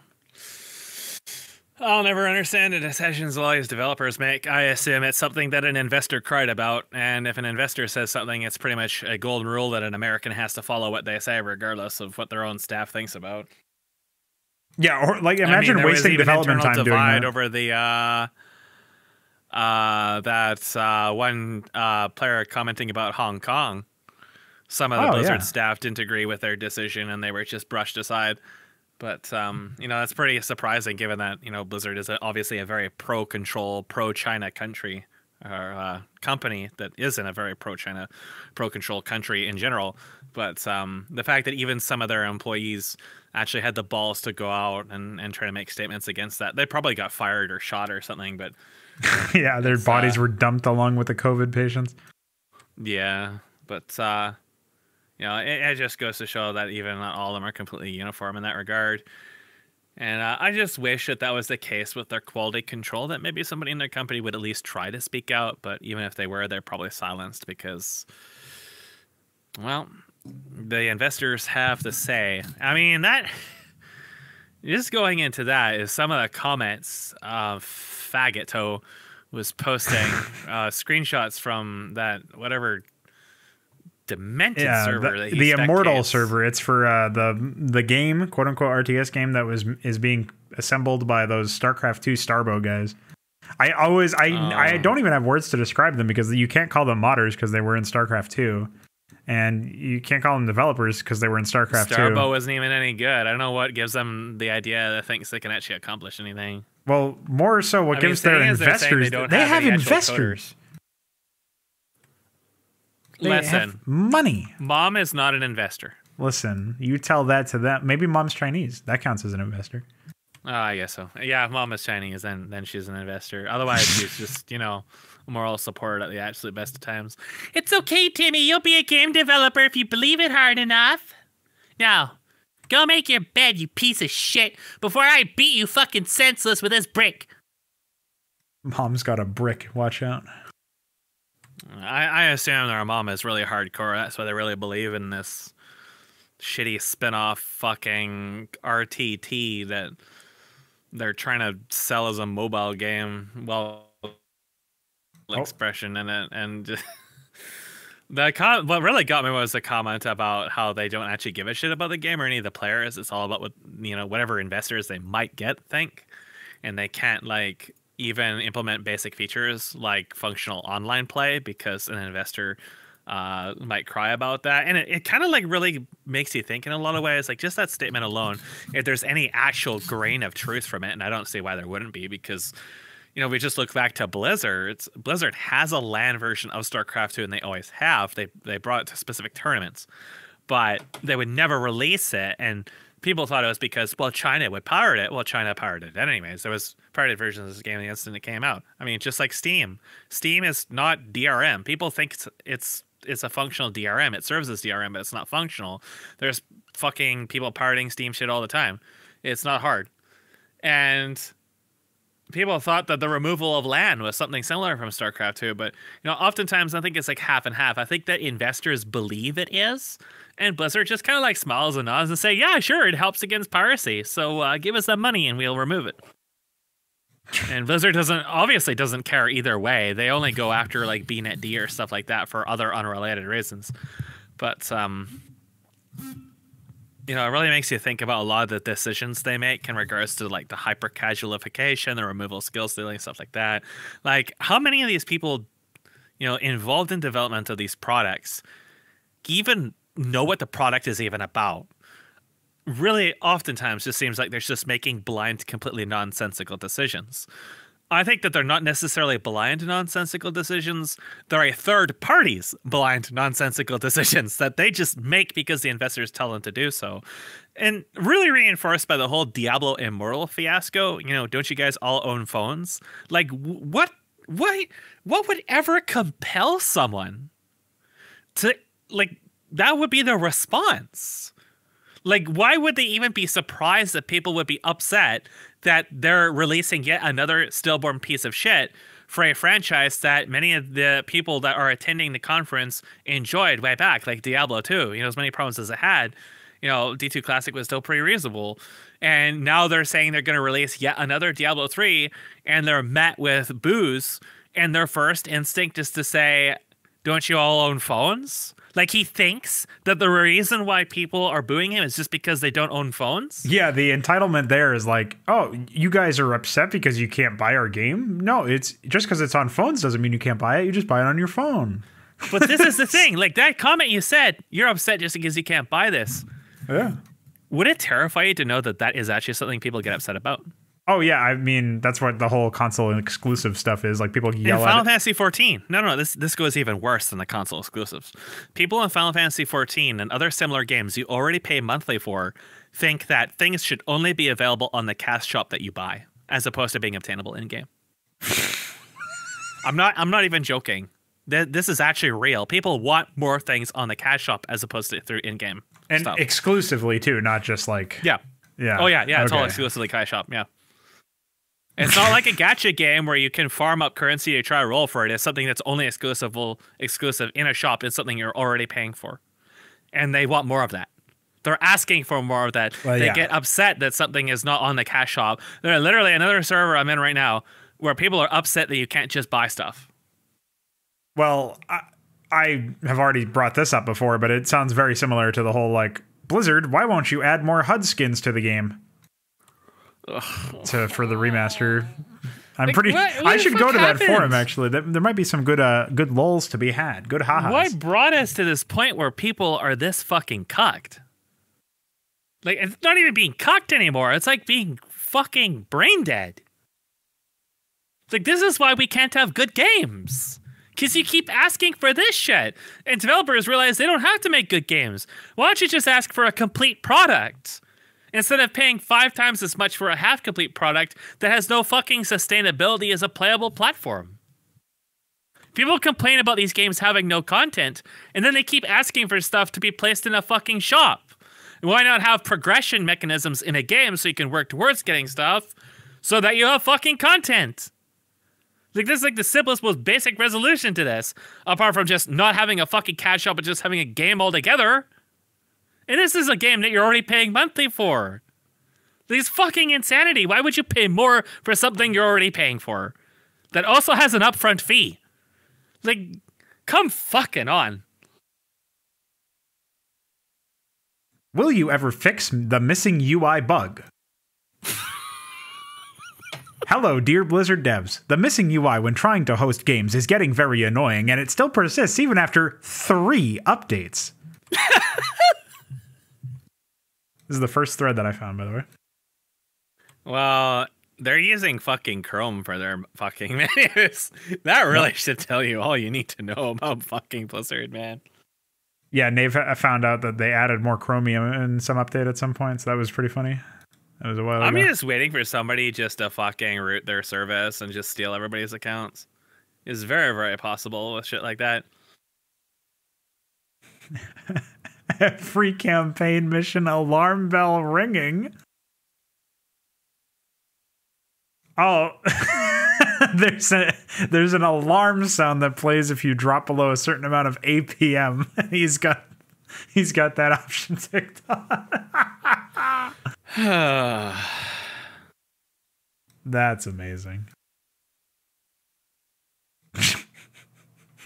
Fix that game, please. That's a specific thread. I agree. Fix that game, please. Fix that game, please. Just delete it. That's the whole thread. Hold on. Let me see. Did he even post anything? Jesus, how can it be possible that the game is just not working in its really basics? Well, this guy's very upset. Well, in-game I think he's got his heart in the right place. Yeah, I mean, that's true. Well, whatever. I'm glad to see that this game is even more of a disaster than when I last checked up on it, which was like a year ago, so. Still no team matchmaking. What? That was promised in launch, I'm pretty sure. Or at least it promised is the apologists on this forum, every time somebody mentions that, Blizzard, you promised this in 2017, they're like, you know, Blizzard said that they would like to. That's not the same thing as a promise. Or some bullshit like that. Oh, it's just filled with Spanish speakers. That reminds me of World of Warcraft. The fucking Spaniards were legendary in that game. Every time you got something from fucking Ragnaros or Call of the Lost, which are the oceanic servers, you were in for a wild time. Have loaded Battle.net onto Net Laptop and downloaded my StarCraft game. On logging in, getting network error 6.9 and receive no HD graphics that I paid for. His fucking... Nice. Yeah, his game can't authenticate with the always online, so he doesn't get allowed to his skin pack. Always online is such a fucking meme. I cannot believe that actually took off. That people allowed that to take off. Especially with Blizzard, when there was such a negative rejection to it in Diablo 3, to the point that Diablo 3 had sub 1,000 players a week into its launch, and Blizzard hid and changed the way that online players was disabled in their services to try to hide this fact. And they still stuck with it, and people just let them stick with it. And now everything requires online completely pointlessly, to the point you can get disconnected while playing the single-player campaign in Warcraft 3 Refunded. And like, why do people just take this laying down? I just don't understand. Well, because of posts like when I don't even, this was actually sent to me. I don't even remember where it was, but somebody posted a screenshot of, I assume it was like a Steam review or something, and they said, "Game is great. Besides, I'm not able to get this last achievement, and as an achiever, I find this very sad," or something like that. Yeah, sorry. That blew my fucking mind that people call themselves achievers. Another way to get these fucking achievements, which amount to like. It's just grind. It's going through the basic game. Yeah, it's just grind, or changing your playstyle for no fucking reason. It's so ridiculous. I mean, we talked about achievements before. You were talking about how in your Unreal ARPG, I don't know if you're still working on that, but you talked about how I need shit done. Yeah, you were mentioning that you were gonna have one for going through the whole game without taking a point of damage, and just so you'd stop thinking about that and just think about the game, and you don't even know it's there before it happens or before somebody else, until I guess you could listen to these podcasts and find out that it's there. That's the only way. Yeah. Yeah, I would kind of hint that there's some stuff there, but it's just like a medal that it actually has value in that context, at least. I know a lot of platforms mandate you have to have a certain number of achievements, but the fact that not a single game puts any effort into those achievements and how you have to get them really tells you a lot. I think the only game I played that functionally had achievements that were any good was GoldenEye 007's cheat unlocks, in that you had to typically do hard difficulty missions in a specific amount of time. There was a lot of RNG associated with those missions and stuff like that, so it's not really so good. But it really was the only example I can think of where the achievement was to unlock the cheat, and that required you to basically be good at the game effectively. And that was something that you just basically never saw outside. I think Time Splitters sort of followed that. Some of the character unlocks or something like that required you to do some stuff on a higher difficulty, but that's it. That's what I mean by having content in the game, right? Something that you can at least try to work towards, as opposed to just fucking buying for 15 fucking USD or some insane price like that. And we just don't have that shit anymore. We have achievements, which basically amounts to play the game. And then some grind or arbitrary related stuff, which basically amounts to time sink. And then nothing that actually rewards skill, nothing that asks you to play well. And it's pathetic. Well, it's just a trap. World of Warcraft is kind of an exception. They do have some achievements in there for some of the I don't know about current World of Warcraft, mind you. This is more like in Wrath of the Lich King and Cataclysm. You had to do certain dungeons or raids within and do certain things in fights that would intentionally make the fight more difficult, to get some mounts, Glory of the whatever raider. But most of the achievements were still basically just exist and you get them. But those other achievements were a nice idea. I think those were an okay implementation. If they were the only achievements in the game, then I would consider it acceptable. But the game is also filled with stuff like level up. Well, you just exist and get experience. Why is that an achievement? It really defeats the whole purpose of getting an achievement. It's really an assault on language. It. It's a fucking it's an assault on the name achievement, the term. You put there's so many console games where you push the start button and you get an achievement. Yeah. Just pause and I would probably have an achievement for you where enter the main window And I would probably name the achievement something in regards to this window tastes all right. Well, you could also have an achievement that's like just tracking whether or not people have even started the game. That's the one thing that achievements are useful for, and it has nothing to do with actual achievements. Yeah, that's weird. How the data collection part of achievements leads to some really interesting analysis. Like how many people own Dark Souls and say it's a good game, but have played less than actually 5 minutes of it. Yeah, well, who knows which Steam account they're on. That's the other thing, is especially since you get like VAC banned from shit. If you're playing games, you'll see a lot of people just make dummy Steam accounts and download a bunch of stuff. And like you said, you get a bunch of stuff on Humble Bundle half the time. So yeah, that also. Yeah. I also was wondering about this too. I don't know if you happen to know. Obviously, this is like very offhand, and maybe you'll know the answer to this one. But do Steam subtract sales if you get a refund? Or does Steam even display sales anywhere? Like, if you were to look for sales metrics, I don't know if Steam displays sales. I don't think it does, but I imagine for actual developers, you mean like per product? I don't think you can get that information. Not as a consumer, but I think as a developer / publisher, I'm pretty sure you would have access to that information. I don't know. And like maybe refunds would show up differently, but I don't know if it gets subtracted. The reason I'm asking is I'm wondering if like all those games that basically get you with the refund, if they still factor those into sales, even though they technically gave the money back. I would basically guarantee that they do, because it's a number that looks better to investors. Why would they remove it? Right.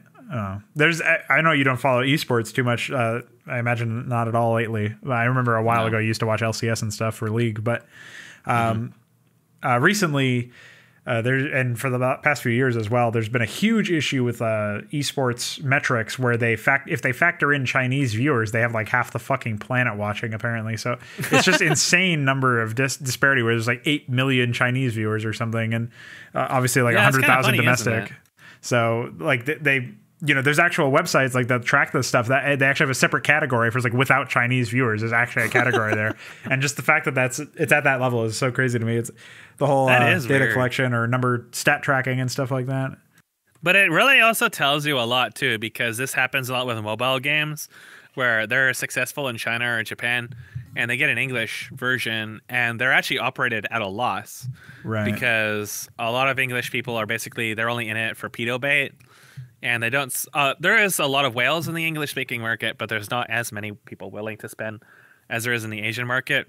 I imagine typically because I would like to hope that the English-speaking market is more intelligent, but the evidence I've seen is very contrary. They just seem to just spend their money a little differently, anyways. But a lot of you get these big swings, and there's stuff that tracks. I'm not sure what the metric is they use to track this, but they track basically, I guess, their average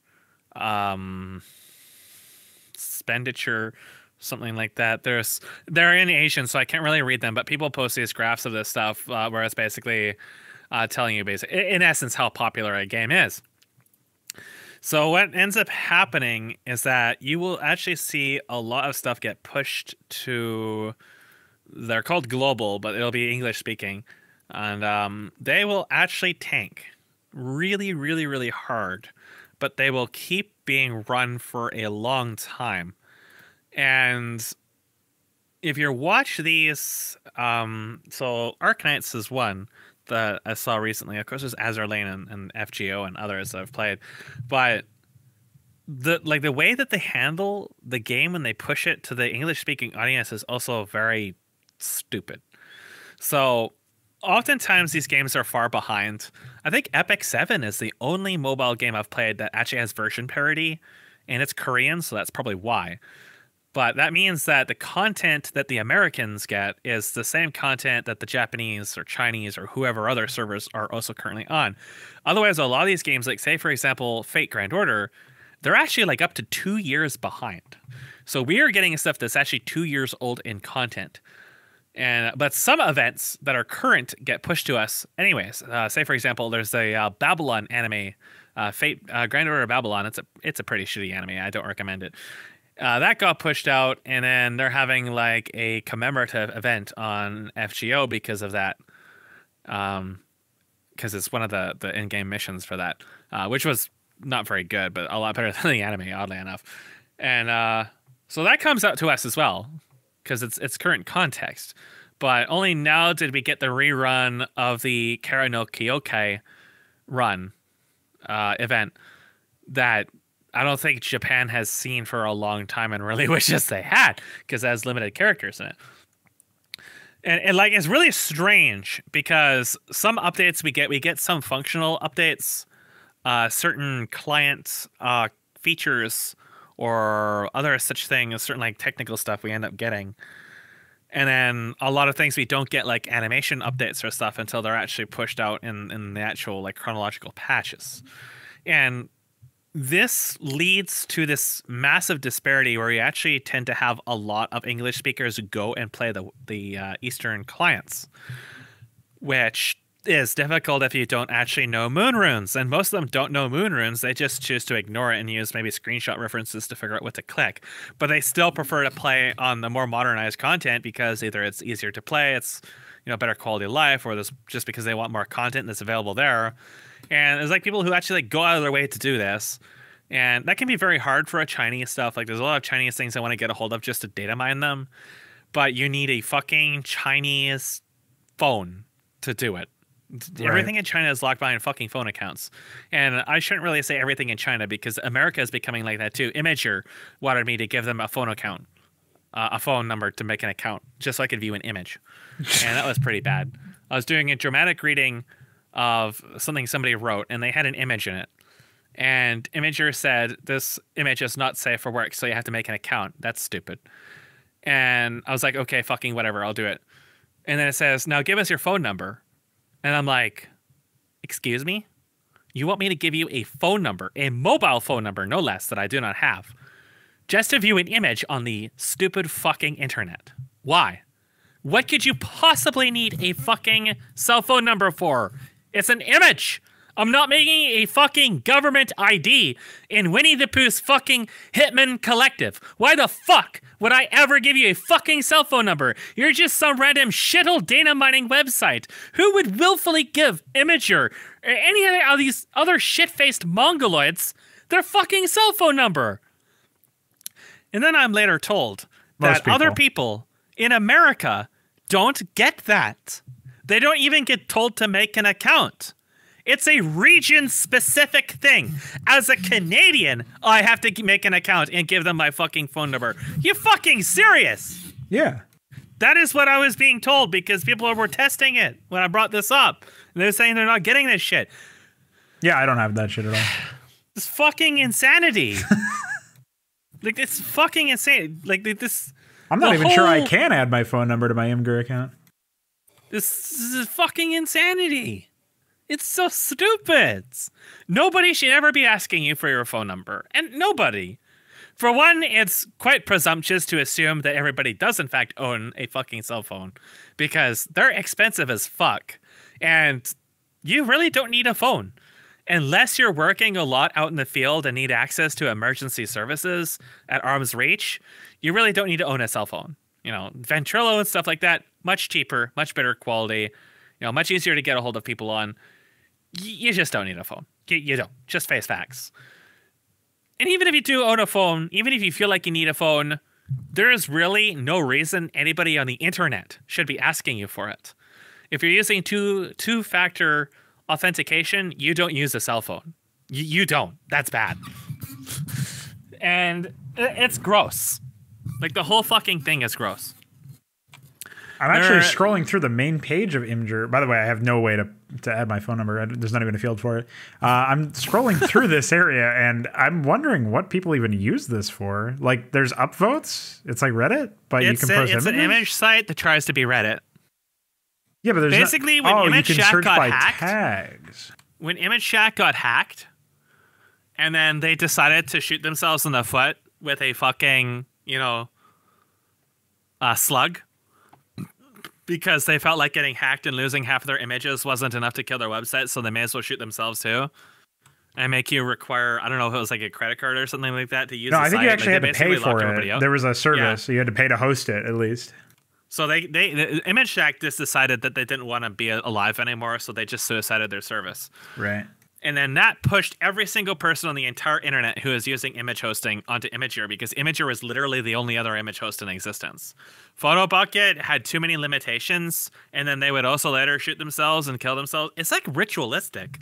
When an image site becomes popular, they have to commit seppuku very quickly because they can't handle it. Senpai noticed them, and they just can't handle the peer pressure, so they just shoot themselves. First Image Hack, then Photobucket, and Imager is quickly heading down that way where it's asking me to give them a fucking phone number just to make an account. Fuck that. And asking me to make an account to view an image altogether is also really gross. Like, this kind of behavior really is intolerable. People should not be allowing this to happen. But at the same time, nobody really wants to make a website because everybody studied in, like, fucking feminine accounting as opposed to something useful like HTML. So actually functional websites are so few and far in between right now. I don't know where the fuck I was. Oh, I was talking about games and fucking content being segregated. And I forgot what my point even was because I got mad. Understandable given the circumstances. That happens a lot. You were looking at some NSFW image or something, and you were doing a dramatic reading, and that's what happened. Yeah. Yeah, the fucking games. It's like people will actually pay. As like someone living in America will run the Japanese client, not understand the word, and wail on it. And it's insane. Well, but that's bait, like part of the reason why these developers run these things otherwise at a loss on the US, because they're fishing for whales. They basically like stick their dick into the glory hole and wait till somebody starts sucking. And when people suck, they suck hard. We're talking like tens of thousands to hundreds of thousands of dollars on a fucking phone game. Something that isn't even permanent. It's not like you own a CD and you're buying DLC or some shit as a physical copy. You are buying JPEGs that are compressed in a temporary online services, games are a service thing that you may not even have access to half the time because of Corona-chan. Or eventually there's going to be FGO2 or they're just going to shut it down, And, I think that Blizzard also faces this because there's always talks about, like, making a new World of Warcraft or World of Warcraft 2. Or, because World of Warcraft is like a dinosaur that they just haven't been able to wrangle for years. And they know they've not been able to wrangle. And I'm sure they want to push it onto Unity like they are the rest of their software. But then they think, but so many people have invested so much money into this, they actually, like, stand to lose a lot for making decisions like that. To the point it would actually suicide the franchise. And that is more than likely the reason why Blizzard hasn't done something like make a World of Warcraft 2, is because they're really stuck in the mud with that. And that's the case with a lot of these mobile games, and one of the reasons why they tend to swing around a lot is if they try to make some change like this, it really, really, really, really, really pisses off the beehive. There was a game, another Ship Girls game that came out, more action-oriented, like an arcade. It's called Blue. Well, the channel is called Blue Balls. I don't know what the fuck the game is called. Blue something or another. And that's a good game name. The developer has made an announcement that I didn't really understand it, but it was something like new ships will have 6 months before they add it to the wishing well. So the wishing well is like specific player determined increased roll chances. At least that's what it is in another game. I'm not entirely sure about the context of this. In any event, this wasn't like a straight telling people that this is what's going to happen. It was more like an insinuation that this was going to happen, that the developer said this. And the game fucking plummeted. Just plummeted in stock value. It dropped like a fucking rock. People lost their shit over this. It was just crazy. People just fucking went berserk over this shit. And to me, it was just like, well, I mean, as a free-to-play player, in a vast majority of these games, it takes longer than 6 months to get enough gacha currency to reliably roll for one unit anyways. If we're talking about something that's really bad, like Fate Grand Order, I've saved up for a year and I still didn't get stuff that I wanted. So, it to me, like, doesn't seem that much. But I guess, like, the people who are spending money are like, if I spend $900, I should have a chance. Well, like, that's what they think, is that's acceptable to spend that much money on a game. Yeah. Like, I'm like, okay, Games used to be $40 and were really feature complete. It's cheaper to develop stuff than ever. And mobile games don't even cost that much to operate because their netcode is transactional. So your internet is extremely, extremely low overhead for this software. You really don't have any actual legitimate excuse to be asking people to pay like more money to reliably roll for a unit than they would spend on building a fucking commercial ready workstation for encoding or rendering graphics. You know, that there's no actual justification for this, but the fact that people are willing to pay for it, that's what brought us down the road of shit like, you know, Warcraft 3 refunded, always online, battle chests, skins, you know, console skins, and crap like that, instant gratification shit you just spend money for, is because none of these people are really even capable of really sentient thinking, or they're so young that they just don't remember, you know, when software is actually somewhat respectable. And it's not just games that are like this. Again, I always like to bring this up, that production software is really bad for this too. You know, when you were describing the type of individual who, what's the term, goes apeshit when they find out that their sunk cost game, mobile game, Mobage, is changing platforms or getting a sequel or anything like that, reminded me of Train Autists.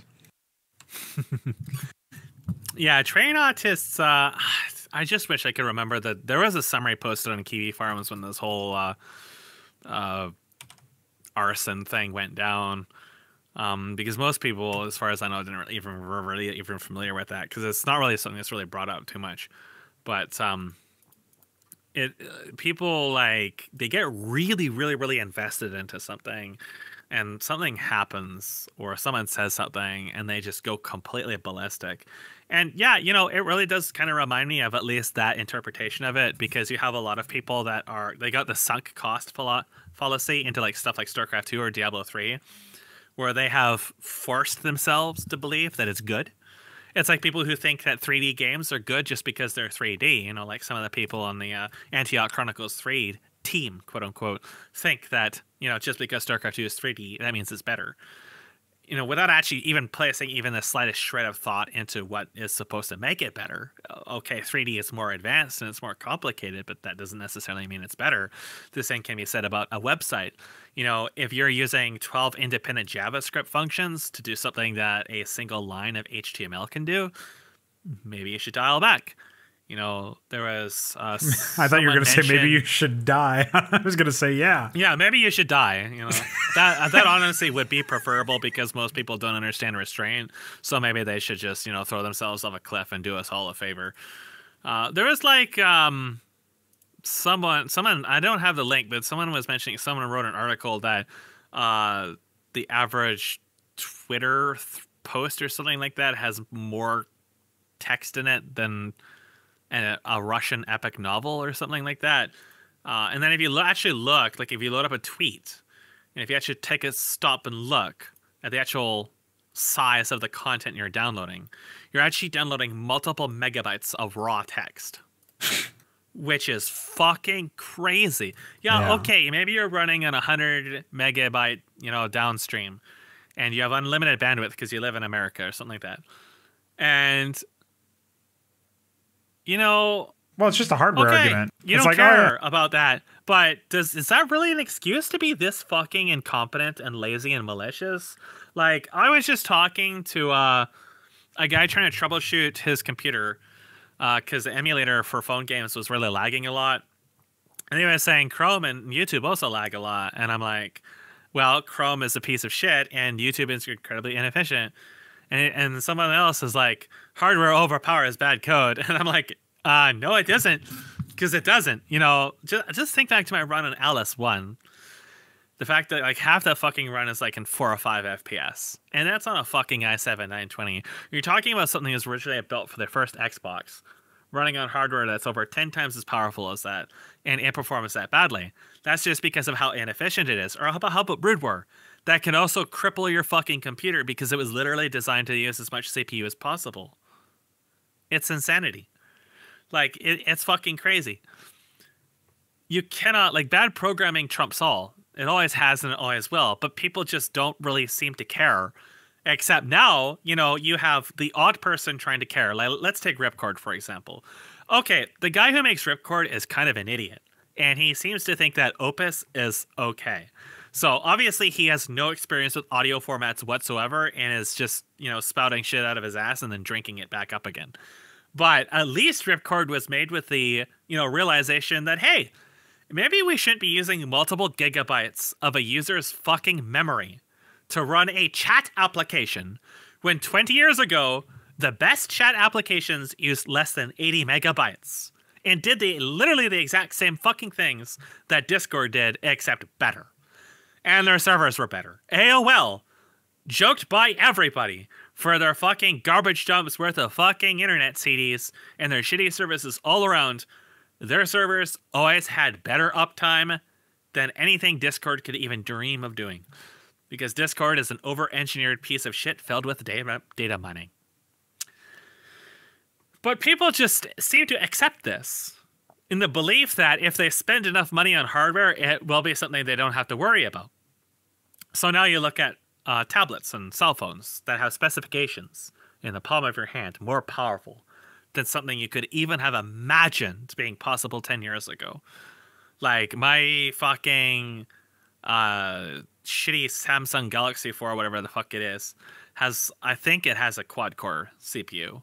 And that's like crazy. Way back in the day, I never imagined you would have a fucking thing in the palm of your hand with a quad-core CPU. That's nuts. Now, okay, architecture for CPUs on mobile stuff is a lot different than desktop stuff. It's not as good. But it also has an SSD. And that's kind of crazy too. And now when you think about it, how is it we have games that look worse than Brood War run at like 1 FPS on this kind of hardware? Like, people really should just be asking for better, demanding better. And they don't. Yeah, they certainly don't vote with their wallets, as you just illustrated with your talk of insanity. Fucking whales. Like everywhere we go, everywhere you go, whether it's Blizzard apologism or the mobile market or whatever, it's the same fucking story. People taste Windows for a living, and they just won't stop licking. They will not stop licking. Kind of like cats. Crumulus, one day ago. Who else is going to bust a huge nut to photos of the victims tonight? Okay. Somebody's very excited. Mm-hmm. That's like the proper response to anything happening in Canada, to be honest. And what happens in Canada stays in Canada. I would hope so, but I think there's a lot of white retreat heading down to the States. Really? It's usually the opposite. Everybody, when Trump got elected, people say it's the opposite, but then they actually look at Canada. Oh yeah, true. And then they reconsider. It's always people who say, I'm going to move to Canada, but they never will because they know that Canada is a shithole. Empty threats. They're just protesting in their own moronic galaxy brain way. It's pretty epic.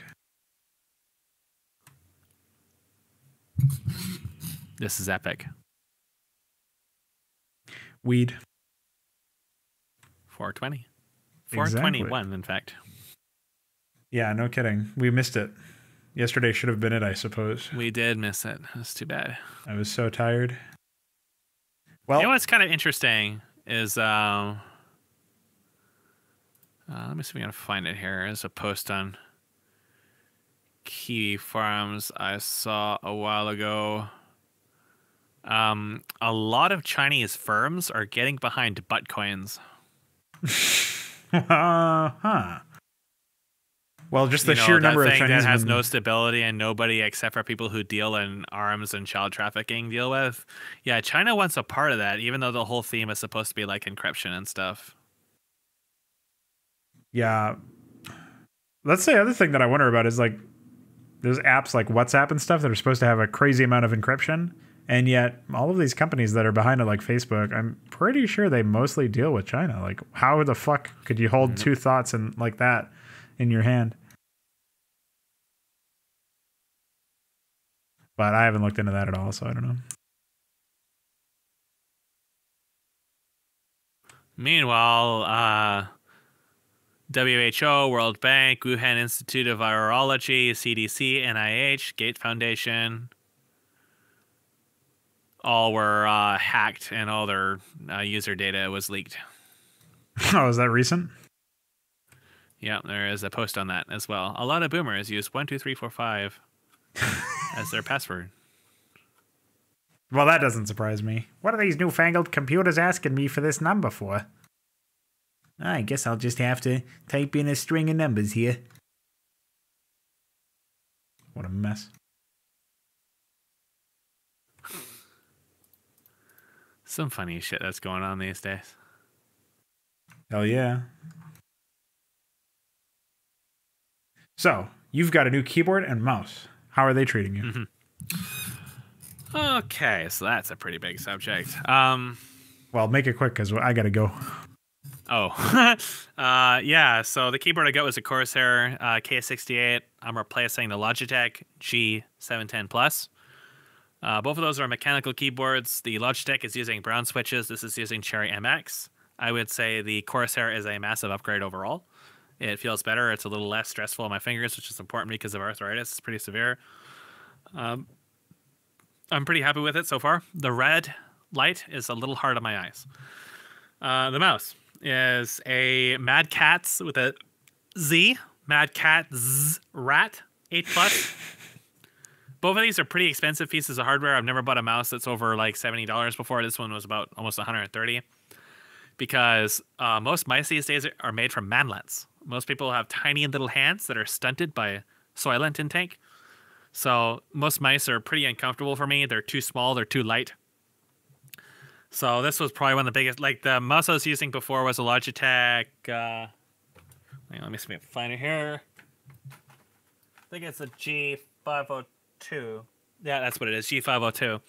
So that was supposed to be one of the bigger and heavier mice on the market, and it was actually my thumb was actually getting to the point that I couldn't hold cups anymore at all. It was just destroying my hand. Uh-oh. Something fell. HKS did a little bit of research on mice and picked this one up and showed me, and it has a bunch of, like, the main selling point for this mouse is the fact you can remove pieces from it and adjust the elevation on some components for it. I haven't really messed around with it too much. I got it in part because it had a right hand rest for your fingers, but when I actually tried to use it, there was a plate on it that go in the back of it that goes up. It was much too uncomfortable to use my fingers for that, so I didn't use that. But the mouse is definitely bigger than the G502. It feels better in my hand. I'm not really used to it yet. It's definitely a lot different. The weight is a little bit bigger, so it's better. Overall, I am actually pretty happy with the mouse. It has a button on the side of it that slows down your cursor, like it massively slows it down. It's supposed to be for like precision aiming or whatever, but I actually would find it really useful while doing precision work in Unreal 4 or Krita, but I haven't really done a lot of work with it yet. The Cherry MX switches, HKS said that I might have a little bit of difficulty getting adjusted to those because they're quite sensitive and they're linear switches as opposed to tactile switches, like the previous keyboard. But actually, I have found adapting to it to be quite easy. I will have to wait a couple weeks to tell you if it's actually going to be any improvement for my fingers or not. But if you are someone who suffers from arthritis, like I do, where the joint pain is so severe that I don't know if you saw that BDO video I made, but when I started messing around with that, I could go for about 5 minutes and then my hands were in absolute agony. And that was about the time I started thinking maybe I should think about trying to get a new keyboard or something like that. With more, I didn't really want super sensitive switches because I thought, you know, I don't want to just touch the keyboard. It's something I've got like 1,000 typos, but it's actually quite stiff still. Yeah, I think my keyboard has cherry switches and they work out pretty well. So yeah, it was definitely not nearly like as difficult as I expected. It took me about like 10 minutes to really get used to it. So, yeah, I had a similar learning curve going from non-mechanical to mechanical. It's a little bit longer, but it was the first time I had a mechanical keyboard was the thing. Besides the fucking noise, it's pretty nice. Yeah. So, yeah, I'm pretty happy with them. I ran one D&D game with them, and I didn't have too many issues with the keyboard.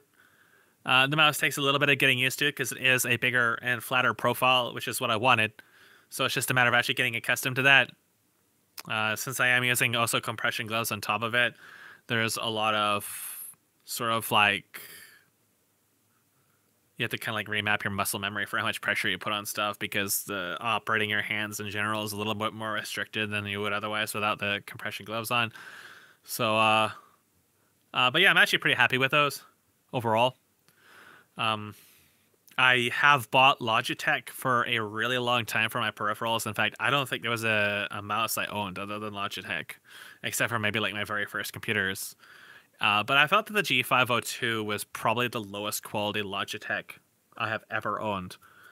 I haven't had it for that long, like 3-4 years or so, maybe a little bit longer. And the side rubber padding on the right side, not where the thumb is, but where the pinky is, that's actually eroded to the point there's a big gap just into the plastic. That's where my finger rests. And my fingers would actually scrape along the mouse pad, and that was hurting my fingers as well. I'm actually getting calluses on the joints of my fingers because of that mouse. And my thumb was also really sore because I felt like I had to hold it with a claw grip to really get precision with it. And that was no good. That's no good for my joints. So, plus the scroll wheel on it was actually jagged on one side. It was very inaccurate. It would pick up a lot of cat hair and dust. And what would actually happen a lot is when I would scroll down, it would commonly snap back up. Because it was very heavy and I guess it was kind of bouncy, or the sensor wasn't very good. That's actually a problem I had with it since I got it, though. So that wasn't just a dust issue. The dust would actually just make it flat out stop working. So it was very common for me to have to blast it with compressed air or blow in it to get it to behave. The bottom paddings and stuff like that all peeled off very quickly. So I definitely do not recommend that mouse at all. The Logitech keyboard was all right, but again, I think the keys were too stiff for my hands. I have a long-lasting injury just from repetitive use that has developed into most certainly like a full-blown arthritis on all my joints. So I've actually thought about going back to mapmaking keyboards, but I don't know if they even really make those too much anymore. But certainly less popular than they used to be. Yeah. I'm definitely liking the Corsair now, though. At least it feels better. I haven't really stress tested it yet, so I'll have to get back on that. Maybe I'll just reinstall BDO. That seemed to be the one that really antagonized my pain, so it would be a good test. But yeah, that hardware is pretty good. That's very, very expensive set of hardware. In total, is about $260 for the two of them. So that was the most massive expenditure I've spent on myself. And I think about, let's see, when did I get this monitor? 2014? Yeah, it's been about 4 or 5 years since I've spent that much money in one go on myself, because I just haven't had it. So thanks for the pity bucks, liberals. You're welcome. It's not enough to survive if I had to buy more food to actually sustain myself, because the food's gone up by like 3 or 4 times, but it did get me some nice hardware. Well, there you go. Nice hardware. Nice butt. Nice hard butt. I mean, where? Fuck. Nice buttware. That's basically the same thing. Well, until next time. Hopefully, I actually had some questions for you that I just remembered and then just forgot again. So either way, we would need to do them next time anyway, but we'll figure out a time to do another one. And yeah. Hopefully we'll have a more structured talk about some more stuff. As their land keeps releasing loles and everyone wonders why, and then they forget that there's oceanic people that just gobble them up after loles and write /fic about them. So, well, and get to reading that, and I've got to make some eggs. Bye. Bye-bye.